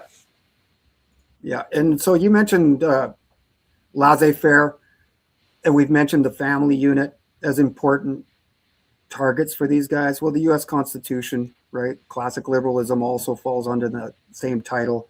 Christianity ultimately was the number one first sort of mooring that they had noticed that we attached ourselves to that gave us strength that they attacked. I mean, this is really science versus God. This is ultimately where it all comes from. But they attacked the Constitution, classical liberalism, family, laissez-faire, free market, all of these ways that we actually empower ourselves. And you can see in the year 2026, they're all kind of pejoratives now. People speak negatively of capitalism. Actually, they don't ever say laissez-faire, do they? They just say capitalism. It's as if the definition has changed in the last 30 years. When you say capitalism, you're no longer arguing for free markets. I constantly, when I'm online or, again, talking to my progressive neighbor, because the progressive mythos now says that the word capitalism basically means fascism, and late stage capitalism is fascism, or what the story that they tell themselves. So I've stopped using the term. I consider the term capitalism itself like a pointless Marxist term that's really been overly twisted by these linguistic models, so that it has no meaning. I always say I'm arguing for a free market. I never talk about capitalism anymore. Right, that's great. That's a great lesson. They won't accept my definitions. I mean, that's the other thing about the progressive. When you're even just trying to sit them down and say, what is the definition of terms so we can have a conversation? And I say, here's how I define fascism. Here's how I define capitalism. Here's how, oh no, I have to define them within the context of their historical ideology, which is this dialectic historical paradigm. And it's like, but I don't use the dialectic paradigm. I'm a populist. I just interpret history based on ethics, and I see criminal behavior or unethical behavior as people who are controlling, and I see, liberators who believe in freedom fighting against controlling people, and that's how I interpret history. I don't use your dialectic, and so I can't even define a term when I'm having a conversation. Right. And so we talk about the inversion of liberalism. Well, this happened at this House of Truth. So you should be looking at the political salon that saved liberalism, how the House of Truth spurred a wave of progressive breakthroughs and what today's Democrats can learn from it. And so this is what you're talking about. The flipping of the definition of liberalism happened at this political salon. And this is where Walter Lippmann, Felix Frankfurter both lived, along with members of the Anglo-American establishment. And Louis Brandeis and Oliver Wendell Holmes were like honored guests there often. So you can see. And this is also where they established Mount Rushmore. What's his name? The sculptor. He's a Progressive Party super friend of Theodore Roosevelt. And it's there that he designs the Mount Rushmore. And you would say that Brandeis's inclusion here is he kind of infiltrated, did he not? Well, he definitely infiltrated the Brahmin Society of Boston to gain some credibility. And because most people, and you can look to his 1916 nomination, took almost 6 months or something because it was so contested. That I'm not sure how much people knew of Brandeis, whether they knew his Frankist background or not, but they knew that he was a radical and that he had no place as a Supreme Court justice where they're supposed to not be involved politically. They're supposed to just cast their opinion, right? And I know that you and I were talking about the Boston Brahmins the other night, and I was suggesting that that's a really interesting name because, I mean, are they directly are they taking that name as a liberty for calling themselves the upper caste of society? And we're not even talking about government officials here. We're talking about these kinds of pushers and movers of philosophical ideas, and they're calling themselves the highest class in America, basically. And it's interesting. I don't know if that ties to anything nefarious or not, but I did look it up, and it is a direct take. It was borrowed right from the Hindu caste system. It was used metaphorically to suggest a hereditary intellectual and social elite. And who's credited? Who's credited, Andy? Does it say a name there? Oh, of course. Oliver Wendell Holmes. Oliver Wendell Holmes Sr., the dad. Yes, Senior, yes. Okay. So you can see that they've just created this world for themselves. So it's the future perfect. It is. And so I'm going to keep going here. We're actually doing pretty good. And we're going to get into some pretty extraordinary history. But first, I just got to define the progressive era. We're going to move through the progressive era into the 30s and FDR here in a moment. But the reason why I include everything in that progressive era up until 1920, here's why. We stopped at Theodore Roosevelt's assumed presidency, Emmeline Pankhurst's suffragette movement in Britain in 1903, Herbert Curley's The Promise of American Life in 1909, Frederick Winslow Taylor's Shop Management in 1905, and then his Principles of Scientific Management in 1911. The first presidential platform that was progressive is the Bull Moose Party, as we've discussed, 1912. The election of progressive Democrat Woodrow Wilson and the New Freedom Campaign in 1912, that same election, basically a mirror of Theodore Roosevelt's progressive platform.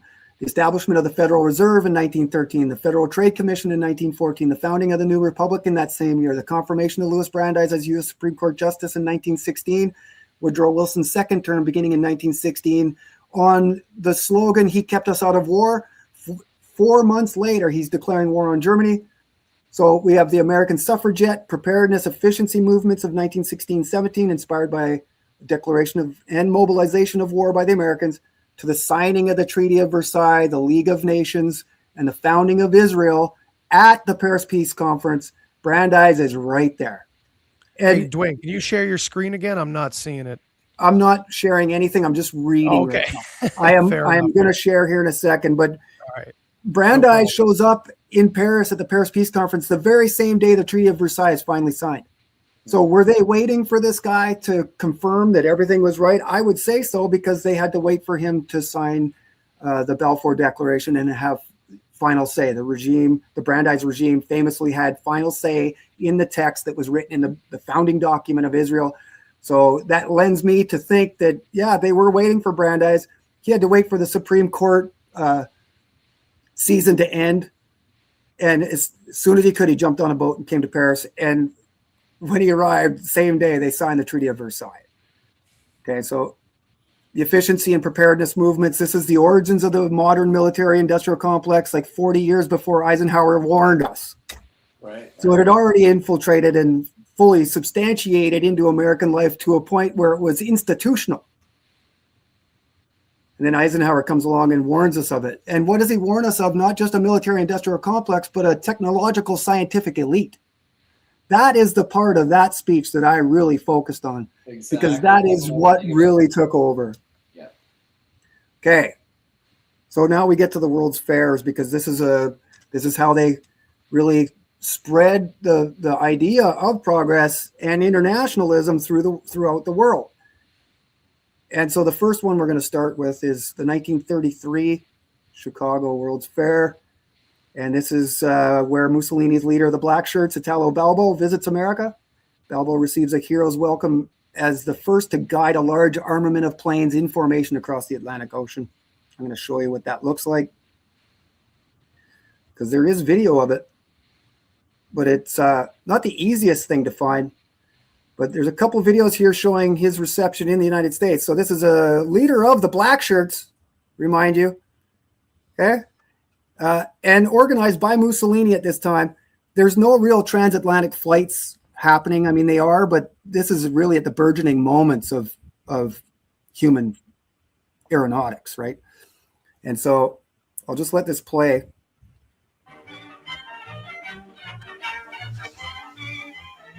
You guys can hear that? A little bit. You can turn it up. On to Chicago, their goal. The end of a 6,100-mile journey from Orbitello. The Air Armada formed a beautiful picture as it soared over the World's Fair, with all Chicago cheering the visitors. A welcome that climaxed them all was given to General Balbo and his men. And amid the shrieks of sirens, the roars of acclaim, the ships landed and taxied to their moorings inside the breakwater.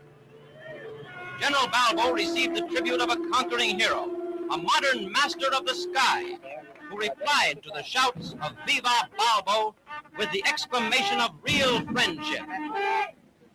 Viva Chicago! Viva gli Stati Uniti d'America!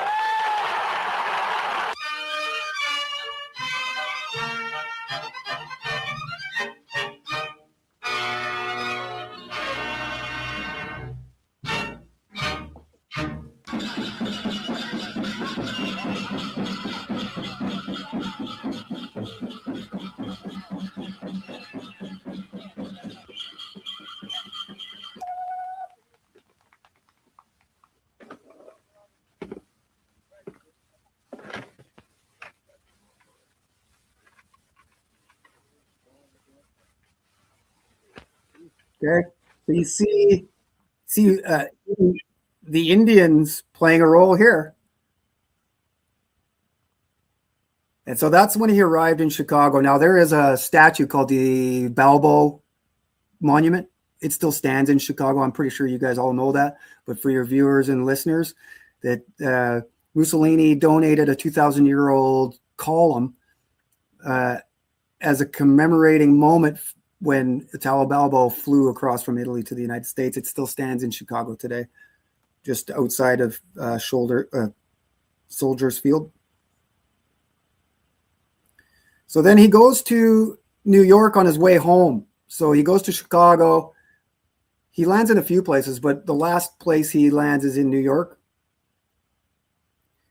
And he gets a ticker tape parade, believe it or not.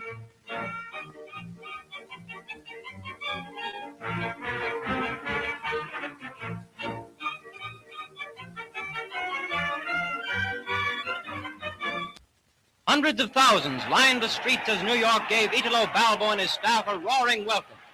Parading up the Grand Canyon of skyscrapers in traditional style, the Italian flyers were met with a hail of ticker tape, a fitting tribute to the daring airmen from across the sea.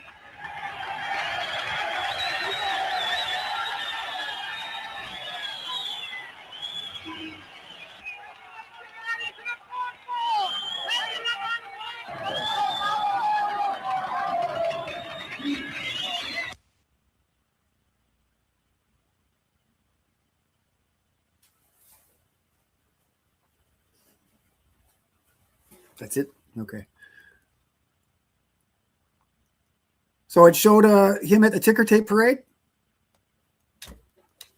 Shows him landing in Chicago. He visits a couple other places. He receives a Medal of Honor from FDR. It's actually passed through Congress. He receives a Medal of Honor for that feat. Same with his second in command. He has lunch with FDR at the White House. So you can see the definition of liberalism and all these other words. Fascism has certainly changed too over time. Okay, so you guys hear me? Oh, I can't hear you guys. Yeah, we can hear you. There we go. I can hear you, Nick. I can't hear I you, think Andy. Andy's muted. Oh, Andy's muted. Oh, of course, that's what it is. Okay, cool. That's always the case. So, Yeah, I mean, I don't think people really understand the relationship between progressivism and fascism in the 1930s and how they were joined at the hip. It's only Hey, Doug, can you get a little closer? Can you get closer to your mic? I think we can't really hear you. There you go. I was just going to say, I don't think people really understand the close relationship between progressivism and fascism in the 1930s in the United States, because we are raised in this post-World War II era where you're just bombarded with anti-fascist propaganda from the war. Yeah. And so of almost course, impossible the to break Nazis through and the fascists are the worst people that ever lived. I mean, Mhm. but it was essentially there was no difference between the American progressive and the National Socialist in 1935. I mean, that's just where Hitler was Times Man of the Year twice during that time period. They loved it. They loved him. This movement represented everything the progressive movement was pushing for here in the United States. And in California, the eugenics programs, I mean, the people that were implementing the eugenics program in California went to Germany to help them establish their eugenics program. I mean, this stuff was just commonplace here in the U.S. People pretend these people were the most evil people ever, and nothing like that could ever happen here, and certainly not a progressive person. Yeah, we mentioned it. Yeah, we mentioned it before too, that Goebbels learned propaganda from Edward Bernays, an American. He's the father of propaganda. He literally wrote the book on it years before Goebbels, and the Nazis admitted that they used that book to influence their people.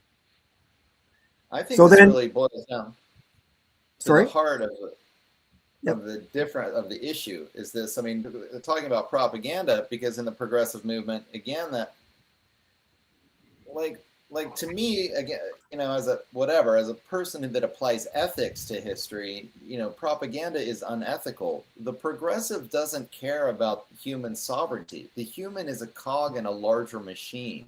Right. And the Right. machine is what's important to the progressive. And this is the problem, because, it's funny. I was having this sort of argument online with somebody else. These people want to believe that the system exists, or the government exists, or the community exists. And so we have to pass these laws for the good of the community or the good of the system. It's like there is no system. There's only us. There's only people. The system is just groups of people working together. But when you start to prioritize the group over the individual, it's just an excuse by some individuals to control other individuals. That's all it is. Right? They're manufacturing this idea, this system, and we have to do this for the good of the system. But you're really just creating a justification for your own power. Like you talked about, Duane, narcissism. It's a narcissistic urge.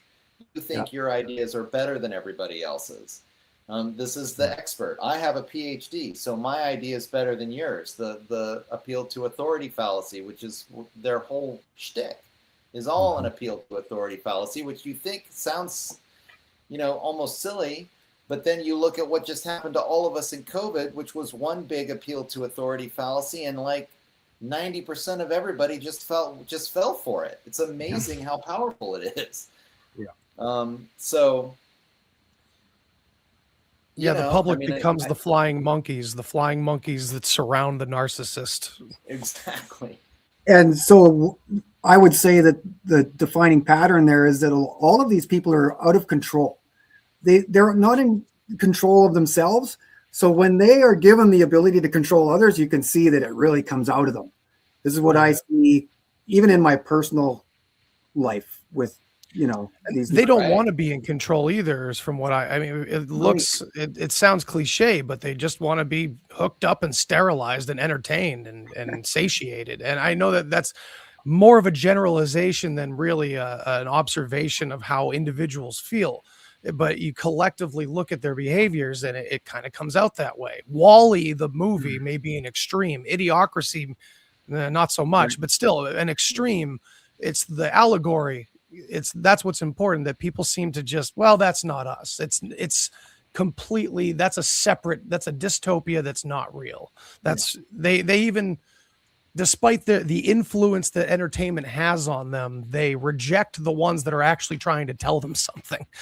Right. They'll be like walking along, watching their iPad, drinking a Slurpee, and they're watching Wall-E and going, that'll never happen. Right, exactly. Yeah. Or they'll justify it, right? The famous, well, because, They'll say, well, they wouldn't let that happen. They wouldn't. Exactly. Do that. Relinquish Say, control. they're doing it. They're like, who is this they? Right. Tell us who they are. It's infancy. It's eternal infancy. And it's another observation that I've seen is that, Right. we were all liberal at one point, but no adults listened to us. Now it seems, and we know that this is intentional. We know it's not that suddenly the adult class suddenly realized, oh, the youth have something right to. No, it's clearly an intentional propping up, just as they shield themselves behind vulnerable groups in all social circumstances. They clearly do that with the youth in general. The youth is the best weapon they have ever had. Right. Yep. And so, of course, is our fear. Yeah, Beatrice Webb says that in her own work, that the university students are their greatest weapon. Yeah, Orwell said it too. It's And then the interesting in Fabians went on Prussian to do system the, where the student is isolated only among people of their own age group.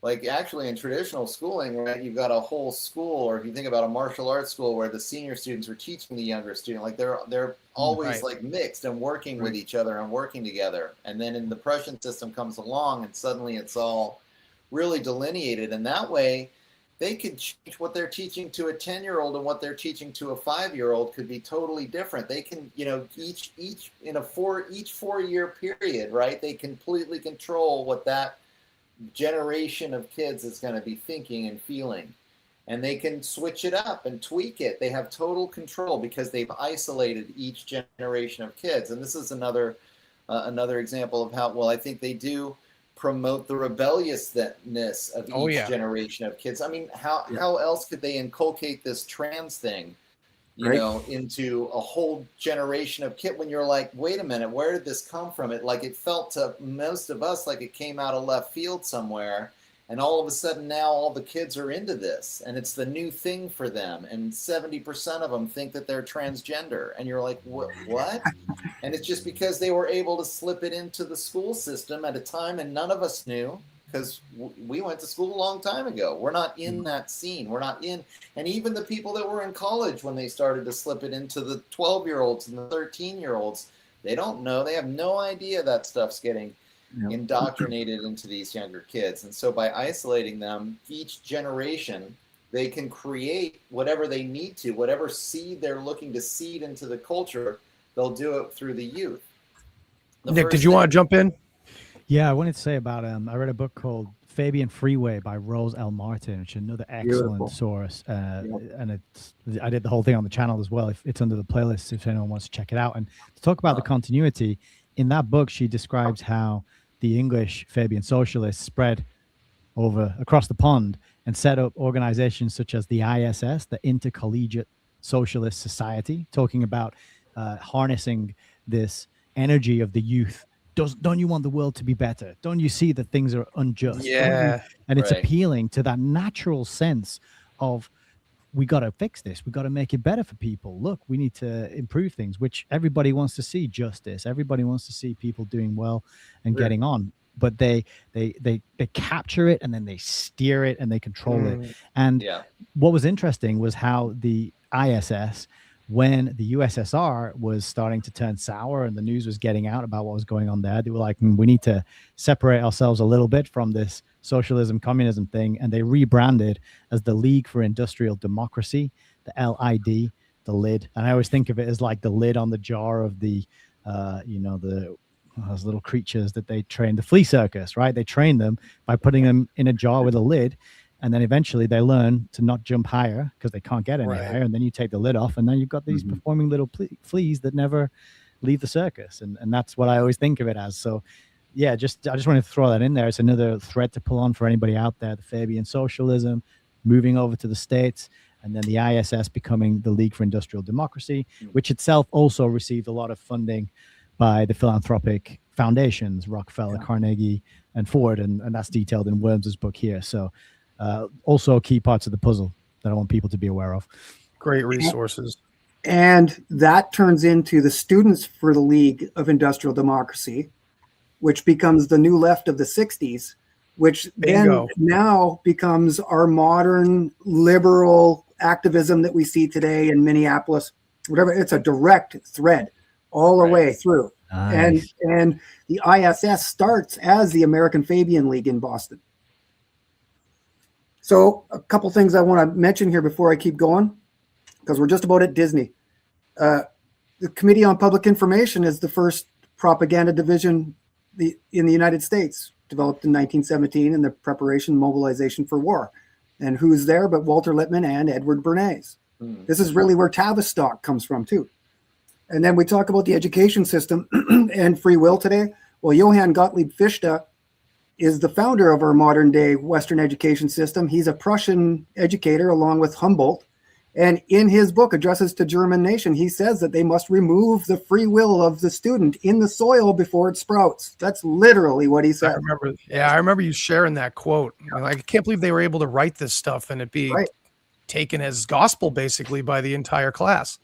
Yep. And then at the end, we're going to show you that this pride flag, you were talking about LGBTQ. Well, the new flag is called the Progress Pride flag. Okay. What?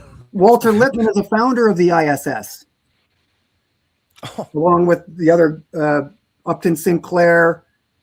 Clarence Darrow was the first real socialist. A couple other guys, but they're all friends with Brandeis. They actually all work with Brandeis. Morris Hillquit, he's like on the arbitration board of the Protocols of Peace with Brandeis. And so Italo Balbo is considered the modern Christopher Columbus when he flew over. That's what they called him.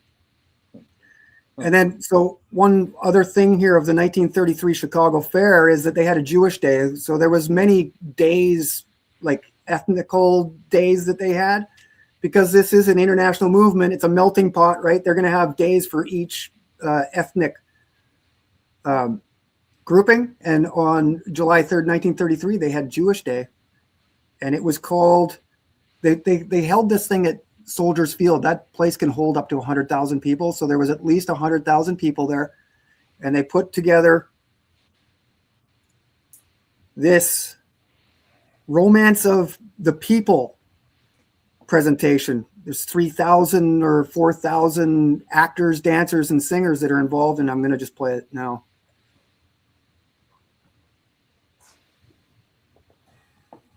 Not sure if there's sound.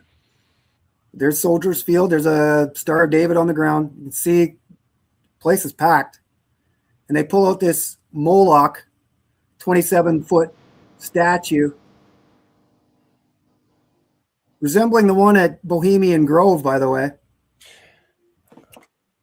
So funny. Once again, if you ask Google or Chat GPT or anything like that, if Moloch has any cultural connection to Judaism or anything, it rejects it outright, Right. of course. Well, Which here's proof against that. this is very strange. Yeah, and so after the lights go down, they actually perform a child sacrifice. Now, this is admitted. There's nothing controversial about any of this.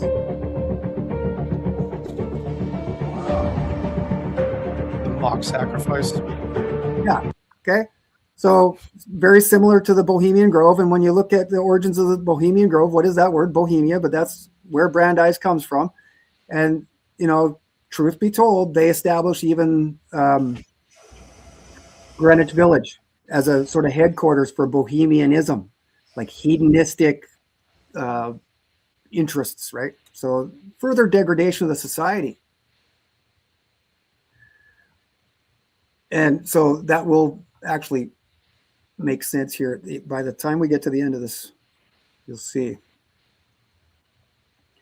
that plays an important role. This idea of Jewish mystic, tikkun olam, repairing the world, is really what's behind that as well. So then I'm going to attempt to share something here. I'll try again. We'll get back to this pictures.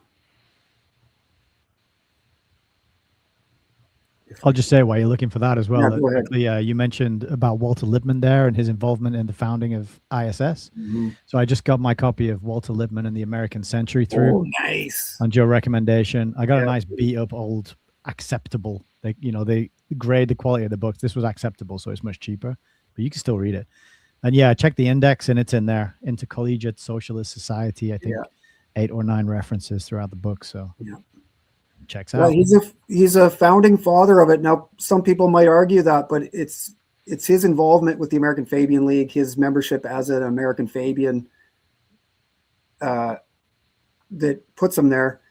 Most people will say Upton Sinclair and Clarence Darrow and the other guy, but Walter Lippmann is very much there. He's and you look into the ISS literature, it shows how he is going from college campus to college campus to college campus preaching this stuff. So there was a sentence in the prologue that I quickly glanced through that really stood out to me. And it says, Lippmann commanded a loyal and powerful constituency, some 10 million of the most politically active and articulate people in America. And then he says, many of these people literally did not know what they ought to think about the issues of the day until they read what Walter Lippmann had said.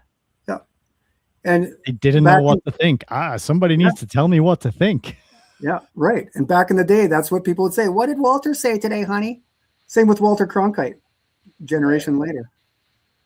So you can see that the expert really controls, like Edward Bernays says, forms people's tastes and their interests. Oh, absolutely. And they don't think for themselves at all anymore because they can rely on the expert. And again, like we were saying earlier, that there's no real discussion about, defining terms with some of these people. And it's because no matter what you say, you're not the expert. So therefore they won't, but they would have to check with their experts. Right. And they won't because they know you're talking against it in some form. Yeah. For some reason, I can't share. There you go. Oh, there it is. Sweet. So straight out of La Follette's, this is the origins of the Progressive Party. So you can see it's February 4th, 1913. Robert La Follette is super famous as a progressive. most people will identify him as one of the founders. And it's because of his La Follette's Weekly magazine. And in this edition, he actually shows the origins of it. It's really pronouncing the origins of the Progressive Era. And what is it at first but the National Progressive Republican League? You can see Robert La Follette, Beveridge, some names there. But then on the next page, we see our friend Louis Brandeis being named as a founder of the Progressive Era right here, and as part of the Republican Progressive League. So this is further evidence that it infiltrated both parties. This is really what happened in 1912, is that they infiltrated both the Republican conservative side and the Democratic left. And so here we are in the year 2026 and nothing's really changed, okay?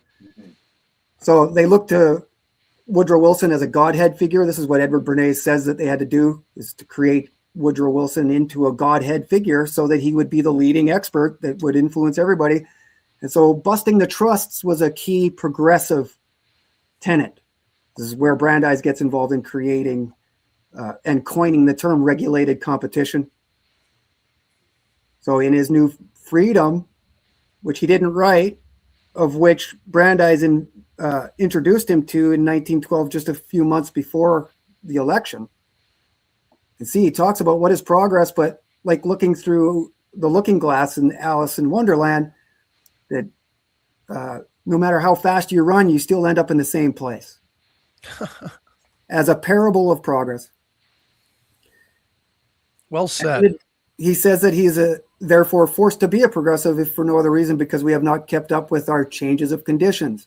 So this is where they start to imply that society is a living model and it's always moving and changing. So we must then infuse sociological jurisprudence as a new law, new form of arguing law, into a living, changing thing. And so this is antinomian against the U.S. Constitution, the tradition of the classic liberals. You can see that Woodrow Wilson's talking about it in his book about what is progress. Progress, did you ever reflect that that word is almost a new one? No word comes more often or more naturally to the lips of modern man, as if the thing it stands for were almost synonymous with life itself, and yet men through many thousand years never talked or thought of progress. So this is a new invention, this idea of progress, and most people today would say, you'll never stop progress, it's just a natural part of life. Well, it, like peer review and all of these other things, are more modern than you think, and it's actually a man-made concept. And this is why we call it the myth of human progress. So if anybody's doubting me that Woodrow Wilson was a progressive, here's one of the pins. Death of the GOP. And so here's a sort of generalized concept of what progress means to America, but manifest destiny. Trump has actually used that term. He's apparently the first president to ever actually say it in an inaugural address, and he has since mentioned manifest destiny, as well as the Monroe Doctrine, which all fits in place with the creation of the technate. Okay, Wilson with preparedness, prosperity, peace with honor. That's his second term. Here he is marching in the preparedness parade. This is all legit. This really happened. And you can see in a lot of these progressive magazines like McClure's, Collier's, La Follette's. It doesn't take long going through those, and you find all kinds of examples of progress. So we get to the 1919 Paris Peace Conference, and this is really where they ultimately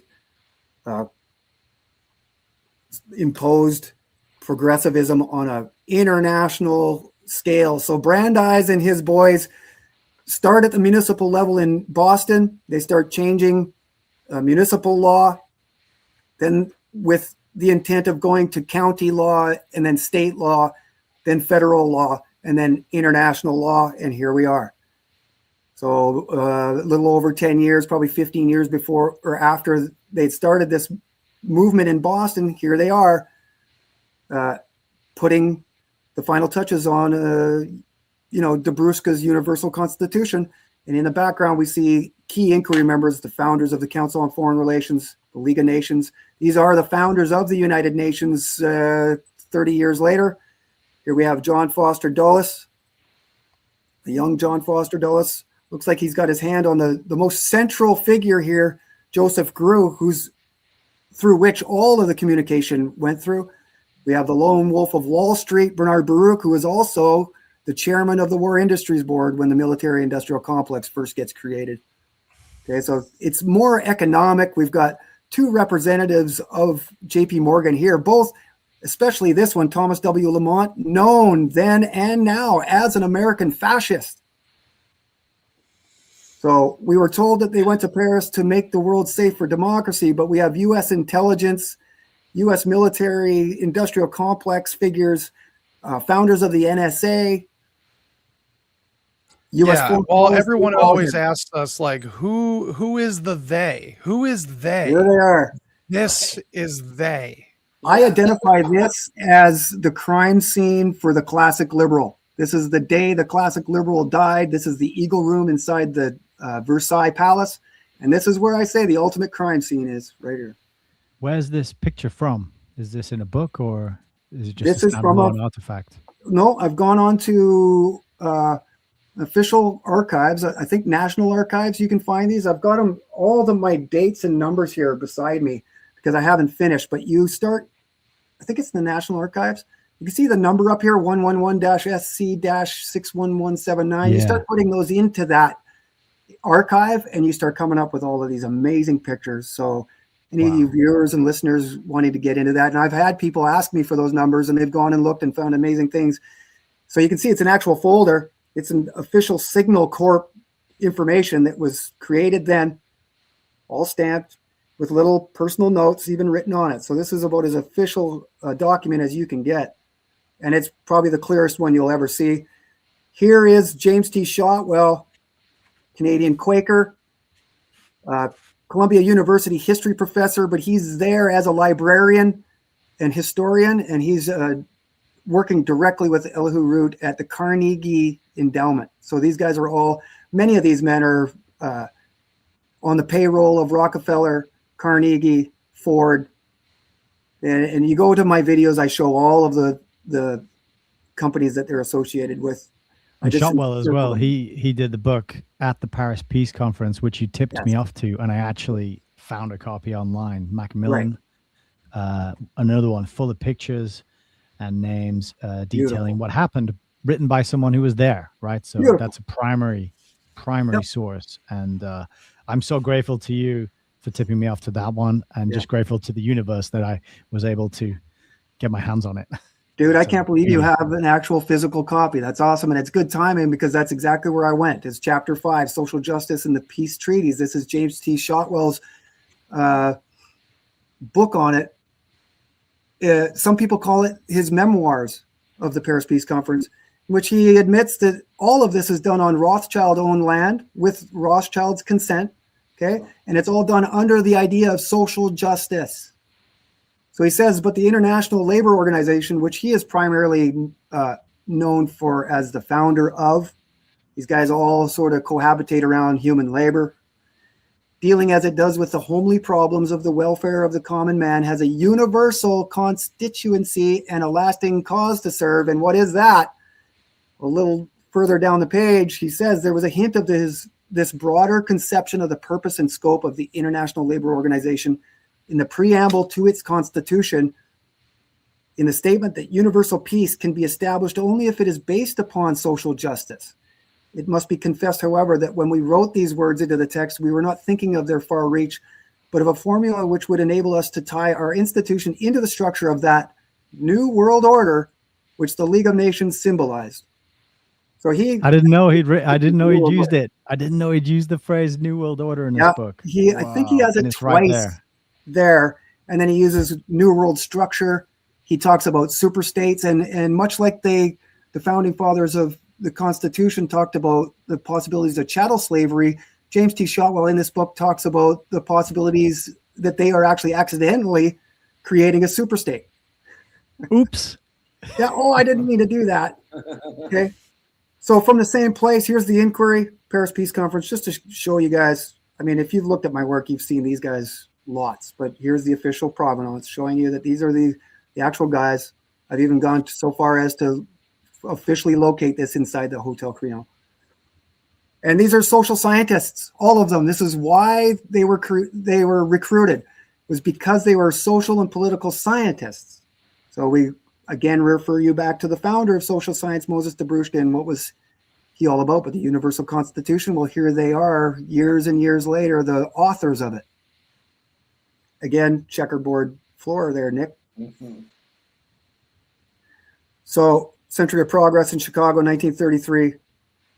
Actual photos of the Armada coming in. So this is like the first time anybody's ever really seen planes in a formation at all overhead. So you can imagine how amazing that must have been and why hundreds of thousands of people showed up. So inside these expositions, it's not like you're going on a carousel or you're going there to ride, rides at a fair. You're going to see the advancements of industry. Here's an example. The Bearing Company has its own little display to show you sort of the modern advancements of bearings. So this is the flight of Italo Balbo and his Armada making several stops. Here's a panoramic of the 1933 Chicago World's Fair. Highly detailed. You can zoom right in. See it all. Okay. Star of David. This must have been Jewish Day, but you can see people are forming the Star of David. These pictures are incredible. Yeah. Correction, the Star of Remphan. Star of Remphan, exactly. And so you can see that this is all legit. I've just been taking, look at Century of Progress, 1833 to 1933. I think that was when Chicago was formed, 1833. And then we have this poster with a female on it, resembling the Shekinah, female energy, standing on top of the world. She looks like the chick from Metropolis. Right. And what is that but the creation of Shekinah too? This is like female we're in energy. the midst of second wave feminism. Yeah. It's perfect symbolism for it. Sure. This is the origins of it. Yep, exactly. CIA. Yeah, literally CIA card carrying. Yep. Okay, Chicago's World Fair, Century of Progress. And so a little background on Richard Washburn Child. He's one of the founders of this Progressive Republican League in Massachusetts, forerunner of the Progressive Party. Harvard Law. Was writing material for Warren G. Harding. Child is the ambassador of Italy during Mussolini's reign. He helped establish and promote and drive Mussolini on his March of Rome. J.P. Morgan funded Mussolini. This is all well documented in the books that they write, but you can see that mainstream hides all of this from us as well. He actually coined, or he helped ghostwrite Mussolini's autobiography and possibly even the Doctrine of Fascism, his famous book. You can see Thomas W. Lamont, the guy that I showed in that picture at the Paris Peace Conference here. Most influential American promoters of Italian fascism until his death in 1935. He wrote the preface for my autobiography, but I would argue that he basically wrote the whole thing. Here's a picture of him. Doesn't look very threatening. Looks like a nice guy. None of them do, exactly. This is why those that enslave us, covet men like this, because they're very presentable. These are exactly who they're looking for. The liberal arts background, master of liberal arts. They infuse them with that education, and they identify them early on in the education system, really, which is a filter system. It's not here to educate any of us really beyond the operating of tools and machinery.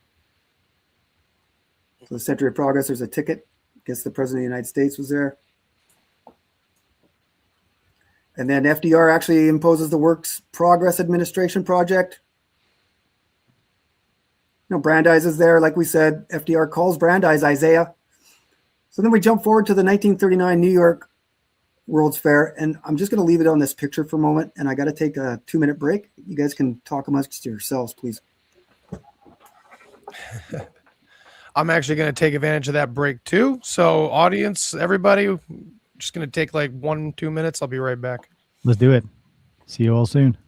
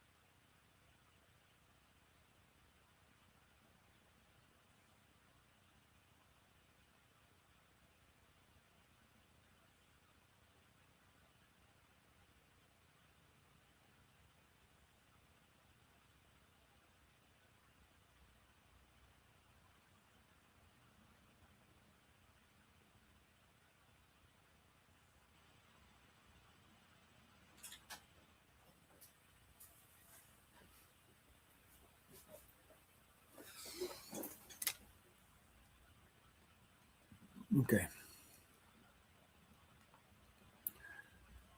Okay, everybody's gone. I'll wait for everybody to get back before I start again. I appreciate everybody's patience.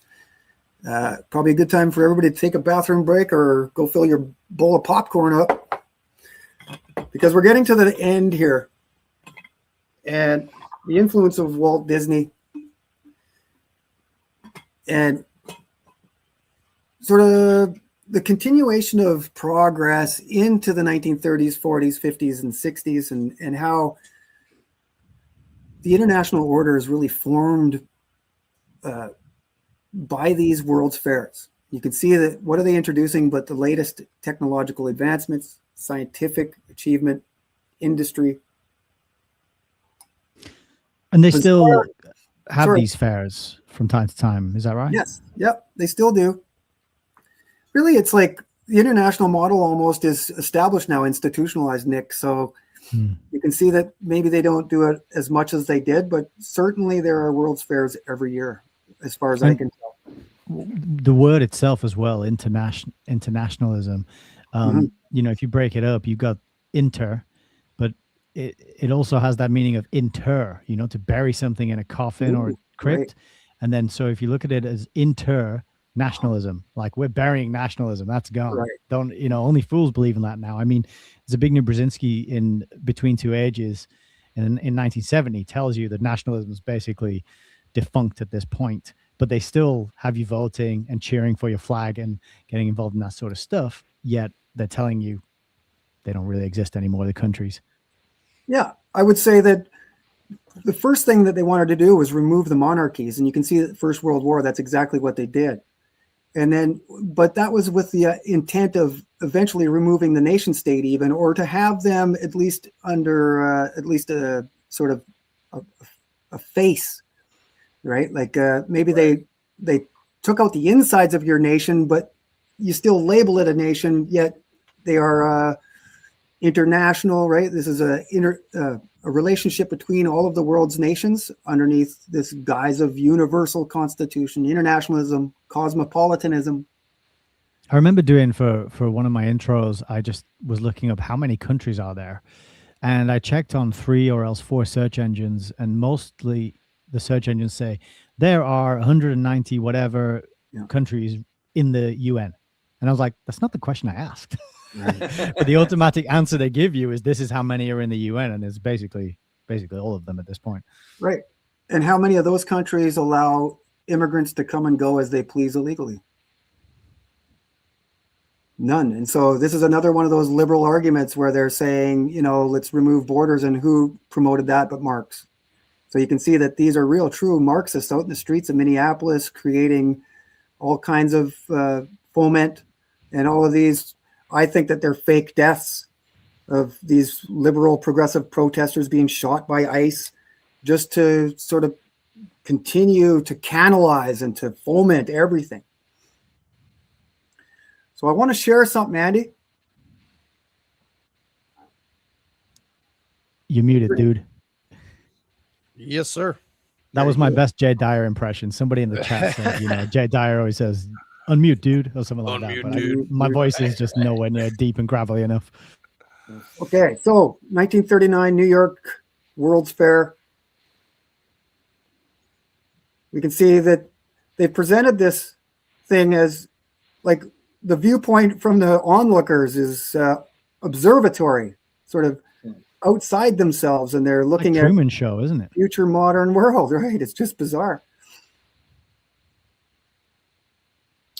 Well, and look Very at how accurate archonish, the- very watcher like. Yes, yes. Very Big Brother. And this is what Jacob Frank says about the key aspects of Frankism. Is that it's the trinity of Frankism. So see it there. Some images. This is Shell Oil City of Tomorrow model. Shell Oil. Right. So any doubting that this is a top-down creation, this is a life-size street intersection so people could actually walk through it and feel what the future would be like. They massively underestimated the number of like high-rise buildings they were going to Right. put up. Right. Well, you can see that this comes out of Disney's creation at Epcot too, Progress City. We'll get to that in moments. And as a matter of fact, right now, because this is where Disney's created, 1964 New York's World Fair. And you can see the signs of internationalism all pointing to a globe. People got to walk down this promenade, and they're being deeply influenced by the idea of internationalism. So here is It's a Small World. This is the first real public display of Walt Disney, I suppose. I've got the And it jingle is- in my head already. Right. It's Oh, brought yeah. to you by Pepsi Cola. I'm gonna have to see all the updated version and what it has to offer this January. Right. Take my And just so you know, It's a Small World. That song is the most played song ever because it's played back to back to back to back for I don't know how many years at Disney. oh man. Just like Pilgrim's Progress is the second most selling book behind the Bible. So you can see that it's legit. This is sort of the introduction to America of Walt Disney. He was sort of known prior to this doing small little television hits and things. He was a host, but then they must have found him popular or, again, like Richard Washburn Child, just a handsome guy and somebody that they could use to influence society. And so they created Disneyland out of all of this. You can see Progress Land brought to you by General Electric. And what is it but domes? Futuristic looking city. Progress Land ticket. It's as if this future was our only option. Right. Exactly. Well, that's As if exactly the only what- artistic vision that was ever promoted Yep. ever Yeah. was this Right. one. I mean, Progress that's what- Land. That's what we're talking about here is this select group, these empire builders that are literally like brainwashing the colonized masses that this is what your future is going to look like. Yep. And so they're socially engineering that future. Yeah. They're Yeah, just we talk about- creating the Yep. future where, of course, they control everything. You talk about predictive programming. Here's sort of the nascent moments of all of it. Right. And so, so they move this after the fair, New York's Fair 64. They take 4 of these things, these attractions that they had, and bring it to Disneyland in their creation of Disneyland. One of them is this, The Great Times of Lincoln, or something close to that title, and it's an animatronic Lincoln.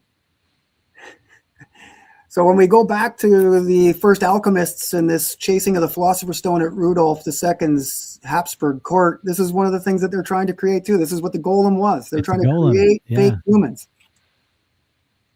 And they're Lincolnian, right? Like so many people likened Brandeis, his looks to Lincoln. And when you look at the relationship between Lincoln and Brandeis, it's very, very profound.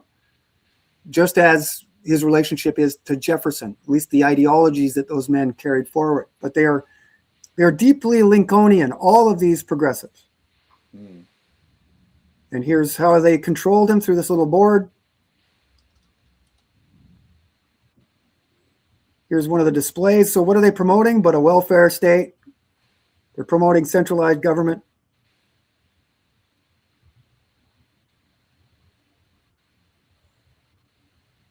And then another one of these attractions that went to Disney was the famous Carousel of Progress. And it is, again, animatronics talking about the scientific evolution, industrial advancements of the 20th century. And here's a model of it with Walt Disney. So this stage, full size, turned. And so you'd watch this stage from a certain time period, and then it would revolve around and you would have a more modern look until you had your modern day. And you shared videos of this, right, in your presentations? Because I watched it. You can go to my thing on Disney, and I show you all kinds of stuff, including details of how Disney employees got crushed by this thing. But they didn't really stop. And it was like such a great analogy to progress that somebody got caught when this was revolving around, died, but they didn't barely miss a beat. They didn't really miss a show. I think they shut it down for the day, and then it was up and running and spinning again the next day. So there's no brakes on progress. Literally. So Futurama, the TV series cartoon, really derives from this, the Futurama 2. So we see here a weather station below Antarctica being displayed. Choosing Antarctica for some reason. Ooh. Futurama is what they called it. And so this is that model of the future city, tomorrow's city. This is the building. This is, you could see in the actual pictures, they literally built this thing. It's real. And then this was what the people came to see here, the Futurama display. This is the last image they saw before they left. So a futuristic city all lit. And here's again Walt Disney with his little model that we showed you earlier of the It's a Small World attraction. So Walt Disney comes out of the 1964 New York World's Fair, and eventually they move Walt Disney down to Florida, and that's where he is directly involved with Wild Bill Donovan of the CIA in establishing the land first. They did that all secretly because it was a large land grab, and to avoid any uprisings of the local neighbors, they did it secretly under front companies. So that's your grandpa, Walt Disney. So now we get into some, I don't think it's very controversial at all, but if you talk to anybody out there in the mainstream, you're going to see that the protocols of Zion are very controversial. But what are they? And what do people mostly say about them is that they are a forgery. Right? And so we won't go too much into this, but I do want to direct people to this. It's an absolute necessary part of this story today. And you can see, what do they say? We will create a strong centralized government. And when you read this book, it plays out exactly like what Brandeis infused into our modern society, whether that's central banking, taxation, surveillance, sedition laws, labor law, new systems of law under sociological jurisprudence, the flipping of liberalism, using liberalism as a weapon. All of these things are talked about in the protocol. And so what do they say in the protocols that is the most dangerous? Well, individual initiative. If it has a touch of genius, it can accomplish more than 1 million people among whom we have sown dissensions. So they are looking to the Goy and the Goyim, and they say that there's nobody smart enough to actually figure out what we're doing. But I think that there's 4 of us now here, and hopefully there's enough people watching and viewing and will watch this to see that this is actually how they did it. We're actually kind of drawing back the curtain, like in The Wizard of Oz, as to how this was all created. So the role of liberal utopians will be definitely terminated when our government is recognized. This is the one thing, when they finally recognize their government, they don't want any foreigners involved in their government. So think of dual loyalty in America. They don't want another religion. They're going to have just the one religion. Until that time, they will do us good service. These liberals wanting a utopia, right? They're utilitarian. They're going to serve their purpose, just like the definition of anti-Semitism does. And those anti-Semites become sort of their controlled opposition and helpful to their goals. So for this reason, we will still direct thought towards different fantastic theories, which will appear to be progressive. For it was by the word progress that we have successfully turned the brains of the stupid goys. There are no brains among the goys to realize that this word is but a cover for digression from the truth, unless it is applied to material inventions, since there is but one truth and there is no room for progress. You see, they get it. Progress, being a false conception, serves to conceal the truth so that nobody may know it except ourselves, God's elect, who are its guardians. Now, I could show you another 10, 15 pages on that and just continue to blow your mind as to how that all sort of fits together. Here's a picture of the Progress Pride flag. And just real quick for anyone, looking it up online as always, and, for anyone new to this topic, for instance, and seeing, the protocols are all a forgery or all made up. It's like, with this amount of detail involved in those protocols, and when you look around the world and see exactly the results that they are talking about in that text, you got to ask, who did it then? Who forged it? I don't care who it is, because the authors of this predicted the fucking future to a T. That's actually always been my feeling about them. It's like, I don't really care who wrote it or what, because what is actually in there, considering when we know they've been around for X number of years, I mean, a long period of time, and what they say actually happened. So whoever put this together really understood, either they could just literally see the future, or they were somehow involved with some organizations that were powerful enough to create the exact future that is being described in this book. I mean, well said. You want to describe the writing of it to, or what you want to get out of it, at least you have to admit, like, my God, this is really accurate. It's very strange, actually, Doug, for them to use that word forgery, because it implies that it comes from an original document somewhere. Right. So then that's what got me thinking. And not too long ago, just in the last couple of weeks, because I haven't actually looked into the protocols. I've read them many years ago, but it was only until I started looking into Dabrushka, Rudolph, and this later history that I started to say, hey, I better start looking at these protocols. And so I did a couple of weeks ago, 3 weeks ago, started looking into where the protocols come from and what document they are forged from. And I came up with this conversation in hell between Machiavelli and Montesquieu. So what you have there is authoritarian totalitarian versus what? Classic liberal, would you say, for Montesquieu? Sort of not necessarily modern liberalism. But you can see that this is a debate, much like we've been discussing today.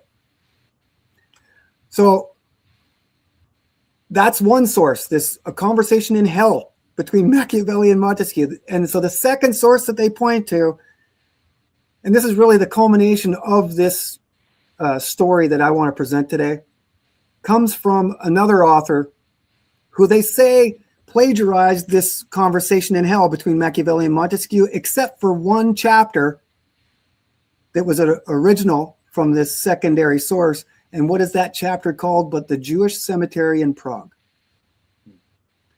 So that sent chills down my spine when I started to realize that. Okay, now what's also interesting is that the company that published the first English version of the Protocols of Zion is in Boston, and the Herbert Small, I can't remember the name, but it's Small something and Co. And it's Herbert Small that we want to focus on here. He dies, he gets ill, dies, and a Brandesian, a close confidant, ally of Brandeis, gets put in as the lead editor. He publishes this protocols in English, while also assisting Brandeis in establishing savings bank life insurance. And he's on efficiency boards. And so you can see that this is pretty wild, that Brandeis is directly connected to the author, or the person that first published the English version of the protocols. So there's obviously more investigation to happen there. That this story goes back to the Maharal of Prague and this Jewish cemetery in the Jewish quarter. And so this myth that they talk about is the Maharal of Prague has these midnight meetings in this Jewish cemetery with the 12 tribes of Israel. This is the story that we're told. And one of those 12 tribes is the Naphtali tribe. And so Naphtali directly connects to Louis Brandeis in that his uncle, the guy that he changed his middle name from David to Dembitz for, is Louis Naphtali Dembitz. So I know that's a lot, but there's direct connections here. And so I just find it fascinating that Louis Brandeis, the guy that really started to impose so much of what was written in the protocols, is actually working side by side at the exact same time with this guy that publishes the first English version. Yeah, that's a fascinating tidbit, actually, just to realize that somebody so closely connected to Louis Brandeis was publishing this thing. Yep. That kind of reveals that it's got a little bit more authenticity than they typically want to give it. Yeah, right. And that's what lends the authenticity. And the reason why we cannot ignore it any longer is because of what it says in there and how alike it is to our modern society. And if this was published in the 1800s originally, well, then we've got a very fascinating historical artifact to look into. So this diagram was handed to me from a viewer after watching some of my work and said, yeah, progressivism, according to this chart, you can see is used to infiltrate our traditions. Can you share the chart? I can't see it. Oh, yep. Thank you. Thank you. Hang on.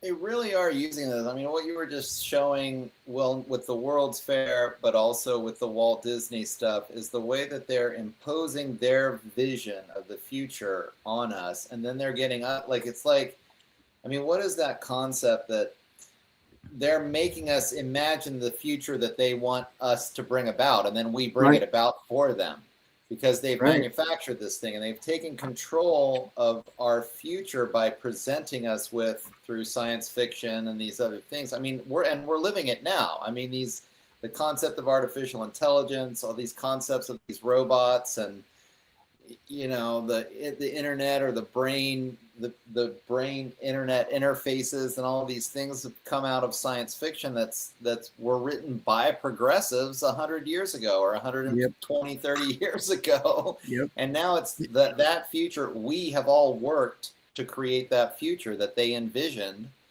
I have a question. That they can replace us with robots, basically, is what seems to be happening literally as we speak. I have a question about this exact thing, because this is what I'm seeing as well. And I'm always wondering, like, what do you think their angle is? We know a lot of these guys, the foundation of this whole system is psychology. They're always looking at what the public reaction is going to be to certain things that they implement, especially what we're talking about here. Their predictive programming is for us. So what is the outcome to certain things? And what I've always been interested in, ever since I was very, very interested in the UFO, UAP topic, and how it's suddenly mainstream over the past 10 years now. It has been 10 years now, ever since David Fravor walked on Joe Rogan and made it mainstream and started talking about disclosure. And now we have this whole generation, multiple generations of completely disenfranchised people who have been told they're crazy. And now it completely shifts into they are the new alternative media rock stars. They're the ones, we're having CIA agents on, they have their own podcasts now. It's a form of controlled opposition and predictive programming with it. It's all together, and it's in a form I've never seen before in history. It's magnified, and this predicting the future, they gave us everything we thought we wanted, and now we're creating it for them, and now we're allowing them to just be the hosts on every channel now. It's very strange. I never thought that conspiracy theorists would be like leading the charge of propaganda, but they're having all of these guys on their shows constantly, and it's very interesting. It's just an observation, you know. Mm-hmm. These guys are masters of co-opting organic movements and then creating controlled opposition through these dialectics. Or it's like that's how they herd us towards the future that they want. And it's so frustrating when you can observe it. And I mean, in my feeling, the only way to get beyond it is for people to get their critical thinking capacities back, be able to have these conversations and be able to be open-minded enough to be open to different ideas and learn how to use. I mean, Duane, back in the day, I think one of the conversations we had on my podcast was about the trivium. Like, start using the trivium again, learn the logical fallacies, care about the quality of your thinking and your critical thinking capacities, and then evolve as a human being beyond this cage that has been built around you. And it's because they're masters of psychological manipulation.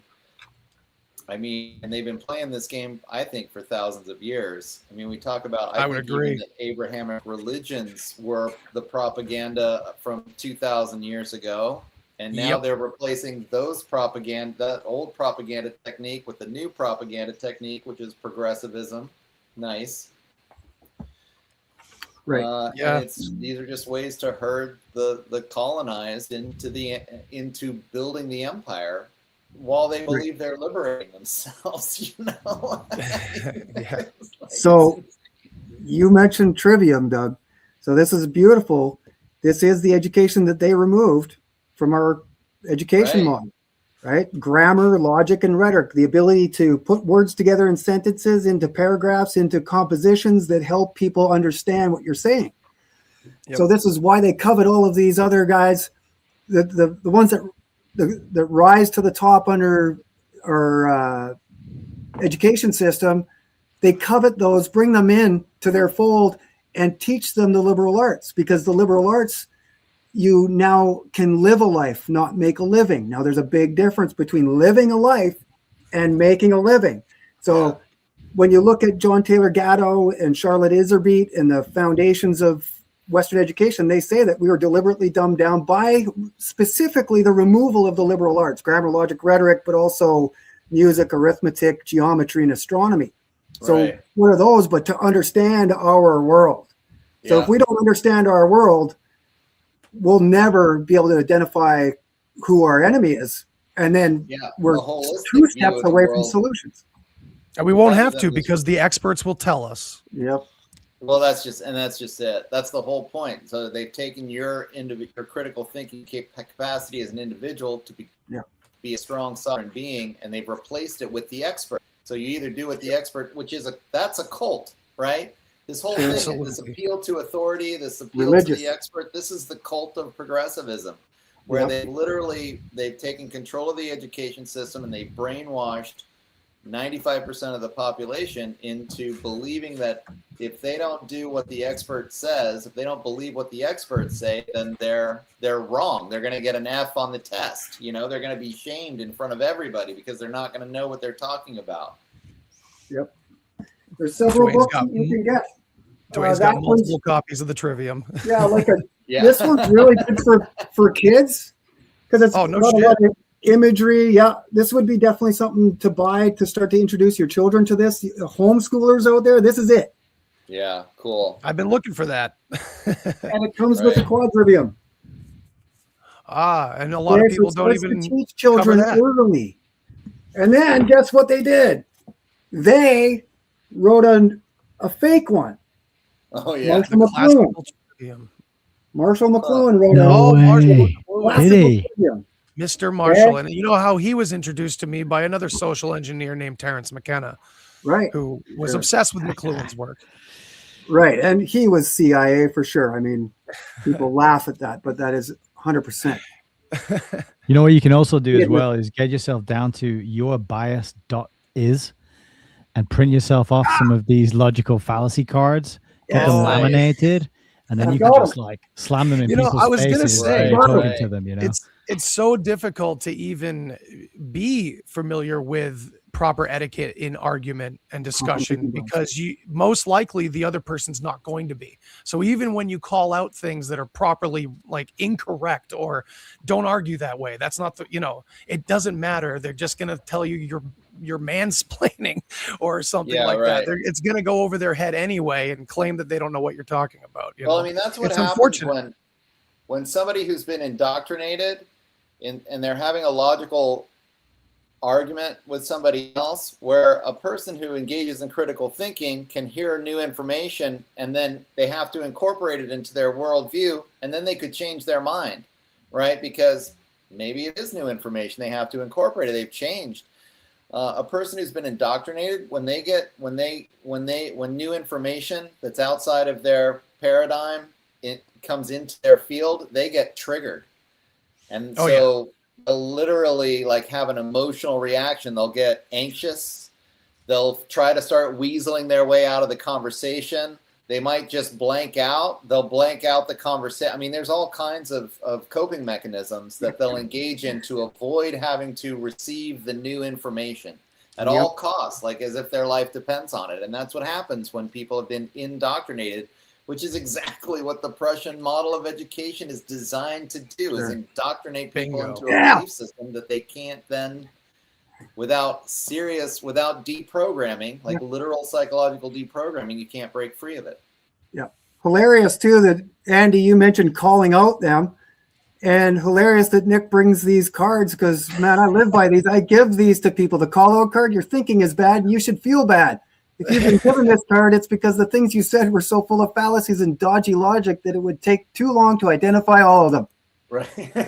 you'll need to print off a lot of these. That's great. Incredible. So this is how we fight back when you want solutions. Well, sorry, it's going to require some work. That's a 4-letter word to a lot of people, but I'm telling you, man, once you start to infuse a lot of this thinking into your life, you start to think much better. You start to be less angry or upset or frustrated about things because, you know, you can start to work it better. You can start to think and talk better. You can now all of a sudden where maybe you faced roadblocks in conversations with people, you can actually step over those and get into real conversations. I've seen this myself, but it's all in how you present things, the words that you use. You have to stay out of words like debunked, use discredited, right? Mm-hmm. Don't use their language like they stole fake news from us. We were talking about fake news for 20 years prior to the mainstream coming out and pointing fake news at us. They stole the concept of being awake in a sleeping world, you know? The Matrix was our shit. Yeah. But actually, as it turns out, it seems maybe not. Yeah. You know? So we are reaching the term woke, and it was like we've been using the term awake or waking up, you know, for a decade, and now you're going to call yourselves woke. It's like they really do. They take the language, they twist the language. Yep. Yeah. So can't have a conversation anymore that can get these ideas across. Literally, it's amazing. This is a total sidetrack, but have you guys noticed or heard that red pill is now a like dating young person term? And it basically, it's so removed from what, you know, the concept of red pill used to mean. It's unreal. It's just rooted in the idea that anyone that thinks alternatively, right, is an incel basement dweller who hates women. Right. So it connects that way to like the Andrew Tate world. I think that's what Andrew Tate. Sure. That was his you know, that was his agenda, right? That was part of his plan. He was on the payroll for that. Yeah. So we are nearing the end here. So I'm not sure how many pictures I got left, but we'll get through them and then we can finish this discussion. But you can see here on this chart how they've played this all out. And from my research, this is pretty accurate. And this comes from the Weimar Frankfurt School. You know, Frankfurt School comes to Columbia famously in the 30s, 1 year after the 303 scholars. I just shared this on Facebook. So Rockefeller pays for all of these Jews to come over, including Lewin. the famous psychologist, but also Horkheimer, Adorno. These are the founders of critical theory. They all come over and establish the New School, or the University in Exile at Columbia in back-to-back years. So you can see they then infiltrate through social science. They're using mass media and corporations and international banks. And it all funnels through the idea of progressivism.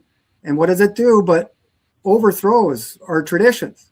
Religion, family, nation, property, all of these things. And I would include the nation state as something that, I mean, I would classify myself as an anarchist. I want to have as little government as possible. Yeah. But living in a nation state, I would rather have than living in this proposed international world. Duane, where is this this graph from? It was a Facebook friend of mine gave it to me, and I can't remember their name. It's at least a couple years ago now. Email me a copy, please. Quite a lot of connections made there. Yeah, really incredible, right? Mass immigration. As well, another book recommendation I got from you is Weimar on the Pacific. This one here by Erhard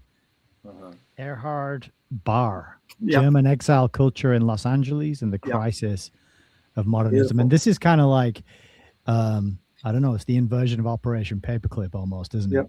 What happened here? It's the intellectual, scholarly, academic infusion into America in the exact same way they brought over these rocket scientists, Operation Paperclip. You can see it's the exact same, and Baer admits that in that book. And once you get into that book, you see that Aldous Huxley's hanging out with Horkheimer and Adorno, right? These are the guys that create the War of the Worlds broadcast at the Princeton Radio Research Project, freaking everybody out. And who's behind that but Adorno, Horkheimer, Lazarsfeld? He comes directly from Vienna. These are all Jewish Marxists. It's great. Love it. I know. I don't think we need to say much more, do we? It's crazy. And that area itself, the H.G. Wells shit, that is like a whole other area of research that I do, which is the root of the modern spaceman alien invasion sort of thing that has been going on, which, as you know, we said earlier, the old gods, all of it going back, this whole thread going back to the Abrahamic religions, most likely as well. It's still going on today, but we need new gods. We need new invisible threats. You know what I mean? Yeah. So we are just about at the end here, and this famous guy that you mentioned here earlier at the Jewish cemetery, Andy. Oh, let's share this. Yeah. Yeah. So we're going to just finish up here. So probably a couple more minutes. So we should be looking at a family tree, descendants of Sulkind Brandeis. This is the Brandeis family going back into the 1800s, from Sulkind Brandeis. And I'm not entirely sure who that is, but you can see it involves all of these names. And then this name shows up, the Epsteins. So start to wonder, right? Is Jeffrey Epstein sort of related to any of this? And through the latest leak or dump or whatever you want to call it, out came some pictures of him. And where is he? But at this Jewish cemetery in Prague. No way. Okay, so here's pictures that were released from that data dump involving Epstein. Here is the Jewish cemetery from where the protocols come from.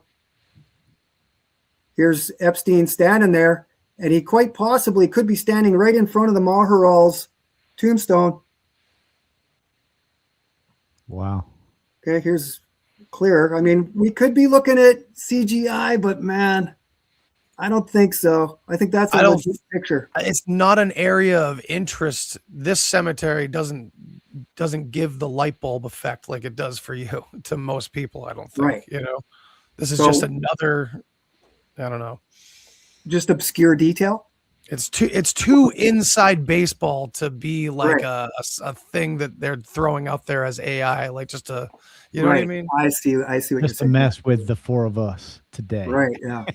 And so Epstein shows up there in Prague, and he meets officials. So I'm not sure who that is. If it's like the president of, he's the Slovak Prime Minister, Robert Fico. And he says, don't worry about what they're doing because it's purely administrative. Yep. See that? So and this not to discount cool to do the it. nasty shit that he was involved in that's being publicized, but that's the Right. only thing that's being publicized. Right. And And so I think that that's a great example of how they gatekeep, right? There's all this sensational stuff about Epstein and the Epstein Island and who's on it and everything. And there's probably a ton of truth to that. sure. But ultimately, how they're controlling society is through administrative law and all the things that you don't see. Right. Or all the Well, that's boring things that aren't sensational and aren't headline grabbing, right? It's boring to look into a group that's called the something association of whatever. Right. You think Right. that's not going to be spicy. No one's going to tune into my live stream if I talk about that. Yeah, So man. people go after the sensational, like crazy stuff that gets people riled up and angry and outraged, and that's what gets the clicks and the views, right? But actually, the truth is in the documentation and the kind of boring nooks and crannies that most people think, well, why would I even look there? Well, what does William Penn say? But passion is the mob of the man that plays a riot upon his reason. So as long as you keep them passionate about something, they're not going to be reasonable. They're not going to be rational. They're going to be irrational. Mm-hmm. And so I think I end it here with the Interfaith Alliance Church. Well, the present CEO and chairman is Reverend Paul Brandeis Rauschenbusch. He is president and CEO of Interfaith Alliance, and what is that but bringing all different religions into one? An ordained Baptist minister, Reverend Rauschenbusch. He's changed his name here because his father is Walter Rauschenbusch, the father of the social gospel. He's a longtime leader in the interfaith movement, working to protect an inclusive vision of religious freedom for people of all faiths and none. As the great-grandson of the first Jewish Supreme Court Justice, Louis Brandeis, and great-grandson of Baptist theologian Walter Rauschenbusch, a key figure in the social gospel movement, he founded it. Reverend Rauschenbusch's commitment to interfaith advocacy comes in part from his own interfaith background. Now, he is gay with children, so you know Of course. how that's possible. It's got to be the whole package. Chautauqua Institute, the Center for American Progress, the American Foundation, and the Aspen Institute. He's a commentator on CNN, CBS, ABC, and all the mainstreams. Okay? So that's where this movement of progress has gotten us.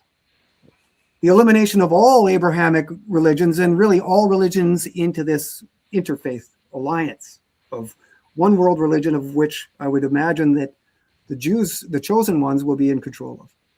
Another Walter as well. So that's Disney, Lippman, and this character. I'm just Right. never gonna. I'm just gonna start writing off any Yeah. Walters that I ever meet. Don't name your kid Walter. You should go as Walter White for Halloween. Yeah, I just need the hat. So there you Make it go. a small one. That's it. And that another was- thing. What are they called in Disney but the Imagineers? Right, And right. So that's a portmanteau of imagination and engineering. So there, it's disguised under this child sort of perspective, but also look at Britney Spears and all of, NSYNC and Justin Timberlake and all of this thing. It's all the Mickey Mouse Club. So these singers are actually psyops.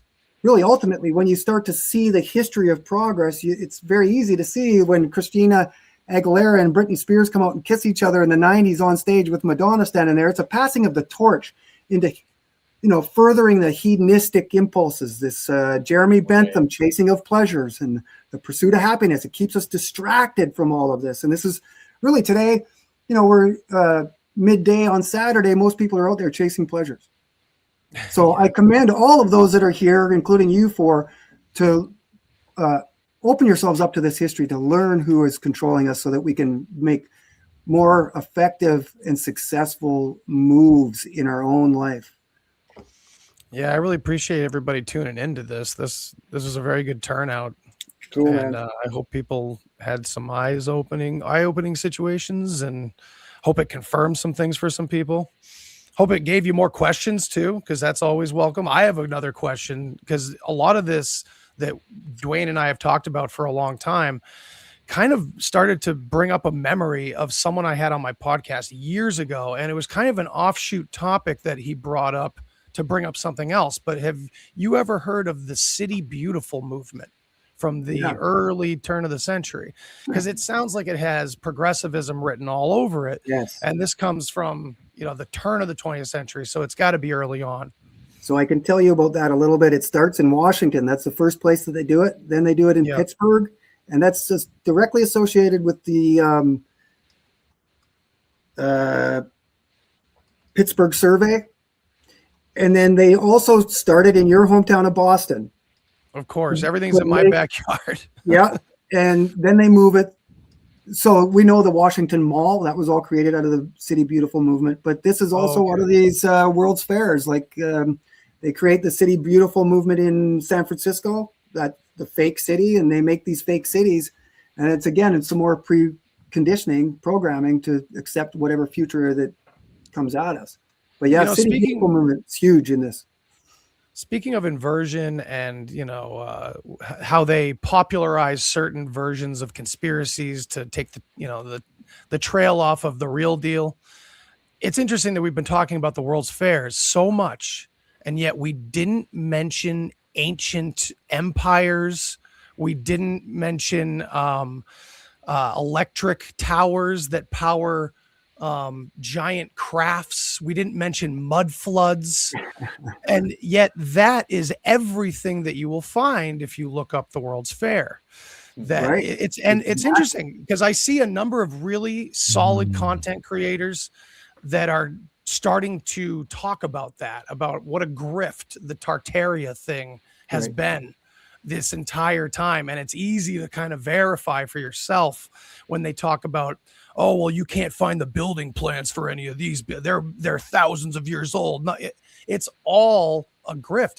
But I'm always looking at it like, okay, if it's a grift, what's the point of it?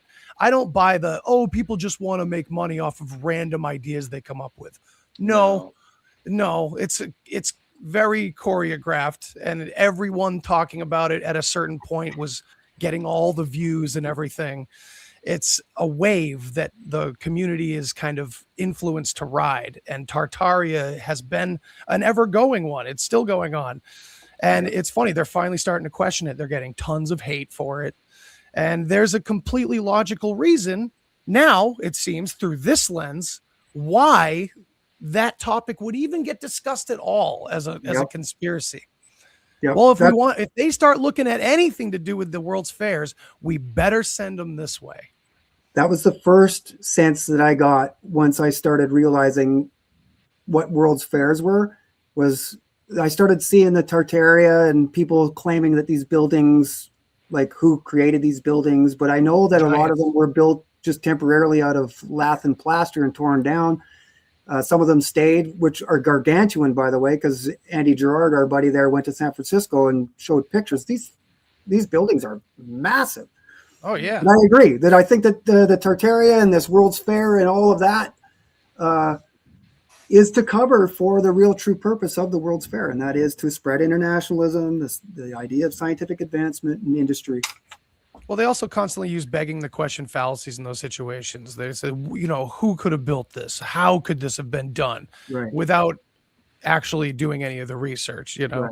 It's just begging the question over and over again. So that's just a sidetrack, just to say that there's yet another thread to pull, that of course they're controlling both sides of the situation. Mm-hmm. But Duane, this was a fantastic presentation. I think this was the most encompassing one that we've done together. And I really am glad that everybody could get together for this today. It was really great to have Doug and Nick here with us too. You've gained fans for sure, because I can't wait to check out your channels both individually. And Doug, you mentioned earlier that you think this has been going on for thousands of years, and man, maybe you and I got to have a deep dive on that sometime, because that's my bread and butter, is digging into the ancient world. What narratives may have been going on. And Nick, I love your collection, so I can't wait to check out all your reviews, man. I love the work you're doing. You're doing God's work, man, by saving these books and talking about them. Thanks, man. It's been an absolute pleasure. Duane, you knocked it out of the park. The comments I'm getting. And also, setting this up on StreamYard, as I signed in, there was just a little button which said stream to my channel. So I clicked that, and it's gone out to my channel as well. Yeah. Super easy. And so my audience have been checking in. I've been sending them over your channels. So, it works. That's good. That's the first thing. Yes. And Yeah. the people in the comments going crazy. They're loving it. And I've had such a good time. I've got 3 pages of notes, more books to buy. And, over the next 150 years, maybe I'll get around to reading them. So sign me up for the life extension. And I don't think it'll be Right, we offered got to to the likes hijack of their me. technology. Right. Well, yeah, I mean, I hope people get a lot out of this. It's so frustrating out there. Again, like, I am tired of arguing with my neighbor. I don't even get a chance to fight the actual imperialists because we'll never get together. They've literally created this myth of progress that has convinced half of us to fight against our own interests and to fight the ones that are trying to actually liberate us. I mean, that's the most frustrating thing about it to me, is that, and I want to wake people up to the fact that progressivism is a controlled opposition. It's not a working class movement. It never has been.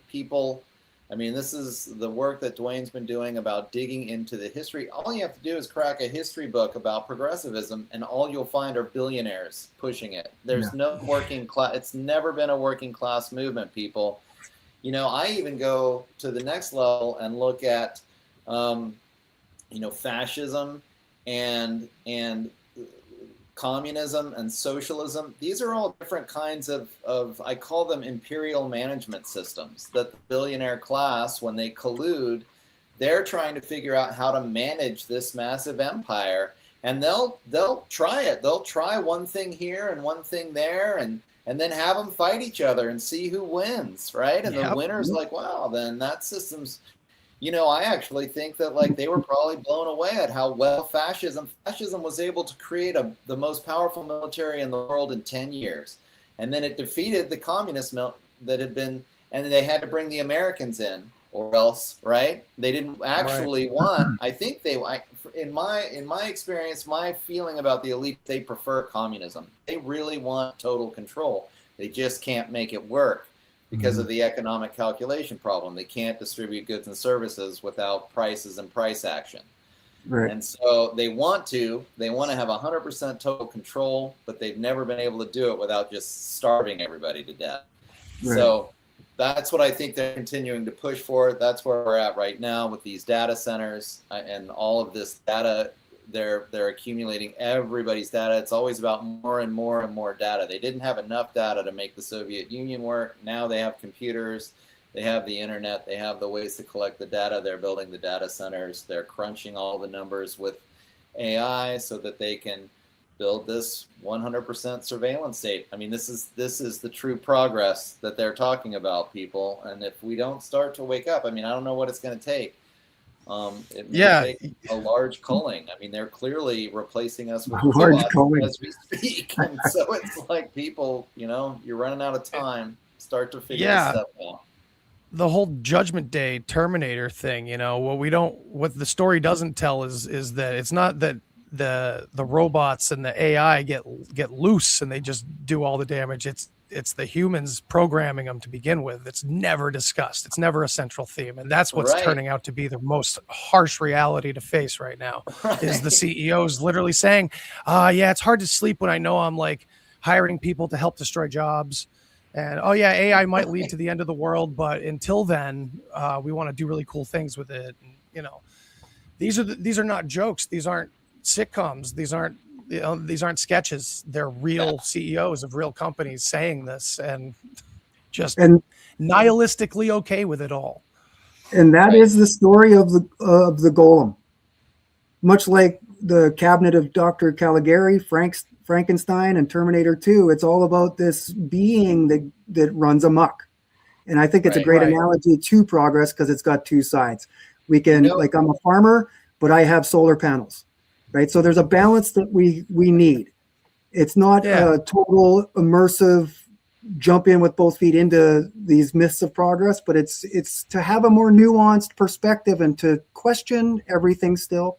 Right. So I wanted to mention that before we go about Frankenstein, since you just brought it up, because that to me is the ultimate.